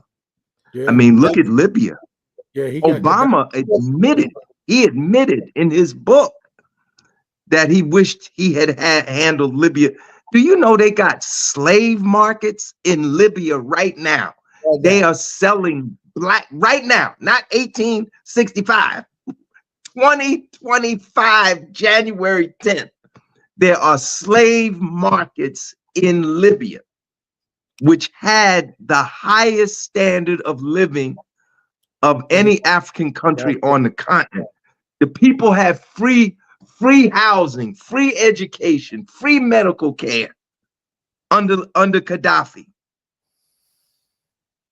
And Obama gave NATO the go-ahead to bomb Libya and to provide the air support needed to the rebels that wanted to overthrow Gaddafi.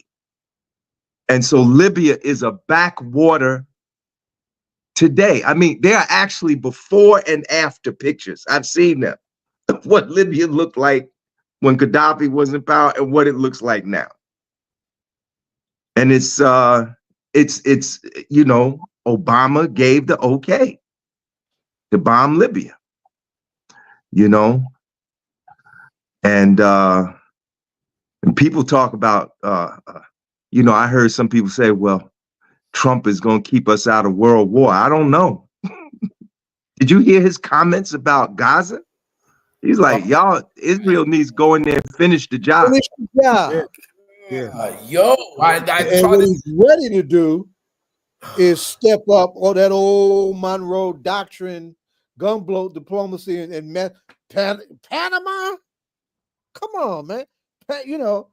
What he's looking at with Latin America is what we need to really be watching at, because the opposition militarily is like this. He ain't gonna touch the big doors. I've read somewhere that Panama, they have sanctions on Russia. Russia can't use the Panama Canal. Mm-hmm. And then Greenland, whoever controls Greenland basically controls the West. Basically, the Greenland strategically is so important that Denmark's a part of NATO. Denmark has sovereignty over Greenland, but Greenland militarily, Whoever controls that corner of the world has a lot of power in what happens globally, what you allow commerce-wise, military, like all. So you got Russia not having access through the Panama Canal, Russia having to deal with NATO in terms of Greenland, what Trump's been saying about Canada. Like, that's like, no, we're gonna, Donald Trump's administration wants to lock down the entire Western Hemisphere. Right. Really, Putin. Listen, man, there's some sinister people riding with that cat. You know what I mean? And we don't know the full depths of it. And we've seen these movies, we've heard these sayings, deep state. We really don't know how deep this stuff is, man. But you know what? We're gonna find out. 20th, we're gonna find out. You know what I mean? And too bad some of our old theologians ain't here to help us through it. But we're about to find out. But listen, man, we're out of time, so we're gonna go ahead and thank everybody, Brother Zaid, that was on the show. And Larry, before you bounce, why don't you remind folks one more time about the march? Yes. Well, first of all, let me remind people about the teach-in is tomorrow. Come to the teach-in. It's going to be a good program. Tomorrow, Saturday, January 11th, 1:00 p.m. at Bethany Baptist Church, 275 West Market Street in Newark, New Jersey. 1:00 p.m. tomorrow. It's the Martin Luther King March of Resistance teach-in, and the theme is the teachings of Martin Luther King versus Trump and Trumpism. And then next Saturday, January 18th, is the March of Resistance. It's going to start 12 noon at the Martin Luther King statue, 495 Dr. Martin Luther King Jr. Boulevard in Newark. We want everybody to come out. I think it's going to be a powerful demonstration. One reason is the number of endorsers we have. It's up to 282 endorsers now. So I think it's going to be a good demonstration. Whatever way the chips fall, I think it's going to be good. The other thing I want to mention is everybody, it's King birthday. Everybody take a look at this book. Where do we go from here? Yes. We're going to have a session. We're going to have a session, Hakim and Ed, on the 30th of January. I want y'all to come online. We're gonna read the last chapter. If you have the book, go to the last chapter, The World House. The World House. We're gonna read this chapter collectively. We're not gonna read it. We want people to read it before Thursday the 30th. Then we're gonna have a discussion, an online discussion. So wherever you are in the country, jump in, come in this discussion and give your opinions on what you think Dr. King was trying to say in that last chapter, The World House. You know, it's funny how Dr. King, how history repeats itself, because I think we're getting ready to go through some similar stuff that Dr. King went through, you know. And I know we out of time, so I'm tempted, but I'm gonna resist temptation and just say, come and join us for that discussion on Thursday night, 7 o'clock, January 30th. All right. We'll remind folks about that too, Larry. We'll be there. Hey, yeah. Any final statements you want to make, brother? Just very quickly. Yesterday was the 11th anniversary of the passing of Imam Ameerah Baraka. Yes, sir. Yesterday? Yes.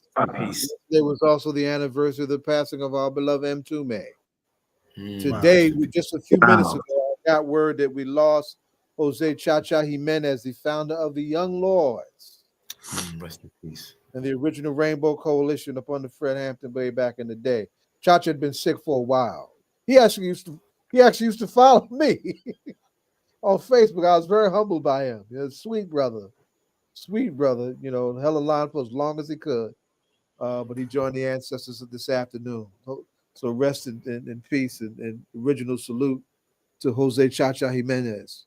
Presente. Zaid, we need some Black Panthers endorsing this march. We need some of the Black Panther Party people. Huh? The only one that's in the area right now is Otno, right? And then he can endorse it for the Alumni Association. We'll get that. Okay. What happened to Sharif? I don't know if Sharif endorsed, didn't he? As Newark anti-violence. Oh, he has to endorse as anti-violence. He should endorse his new Black Panther Party because he could do that. I mean, he's still in the new Black Panther Party. Because we want to have that broad spectrum. Yeah, as far as the party, Otno is with the Alumni Association. We have a National Alumni Association that he can make that endorsement. Hak, you got anything you want to any announcements you want to make? Yeah, and a lot of our conversation was about global and national news. Just want to remind everybody that all politics are local. Right on. Right on. So Zaid, let's thank all of our guests, brother. Let's just thank all those. We had a lot of Ed. Hey, Yeah. Ed. Yeah. You think we could take them 282 groups and make some kind of convention happen? Oh, that sounds like a plan, brother. You know, yeah.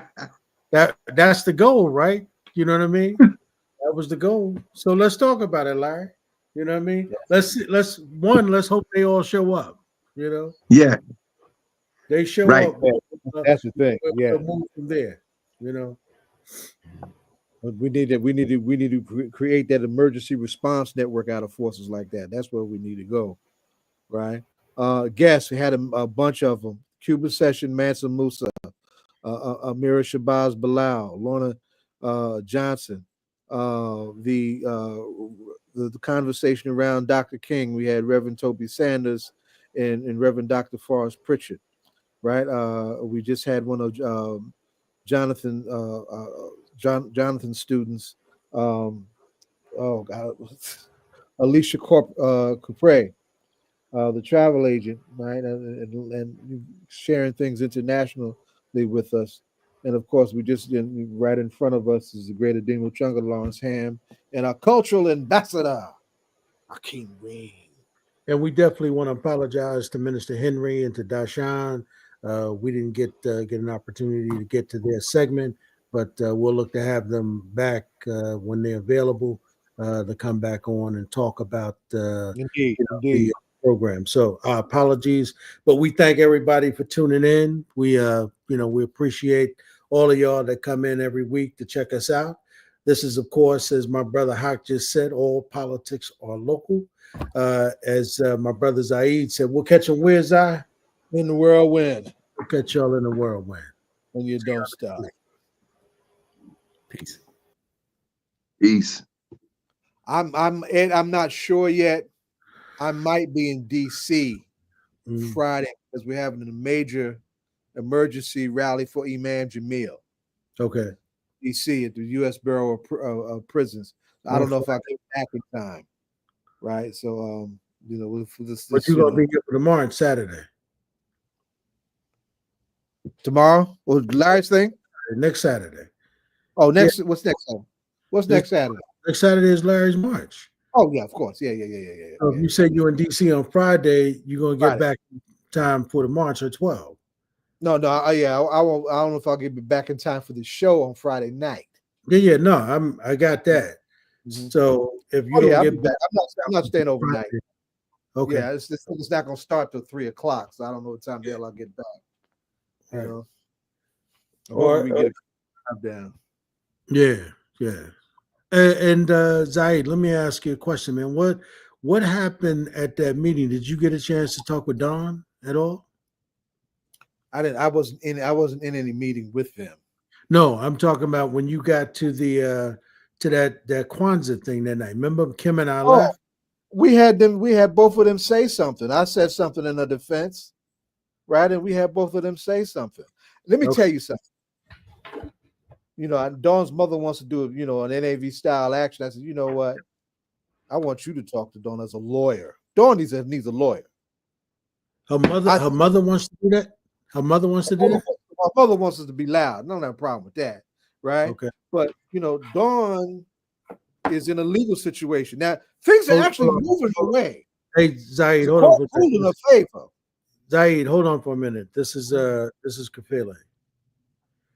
Kafele, what's good, brother? Y'all still on live, man. No, oh. Yeah. I thought I ended that, bro. Hold on a second.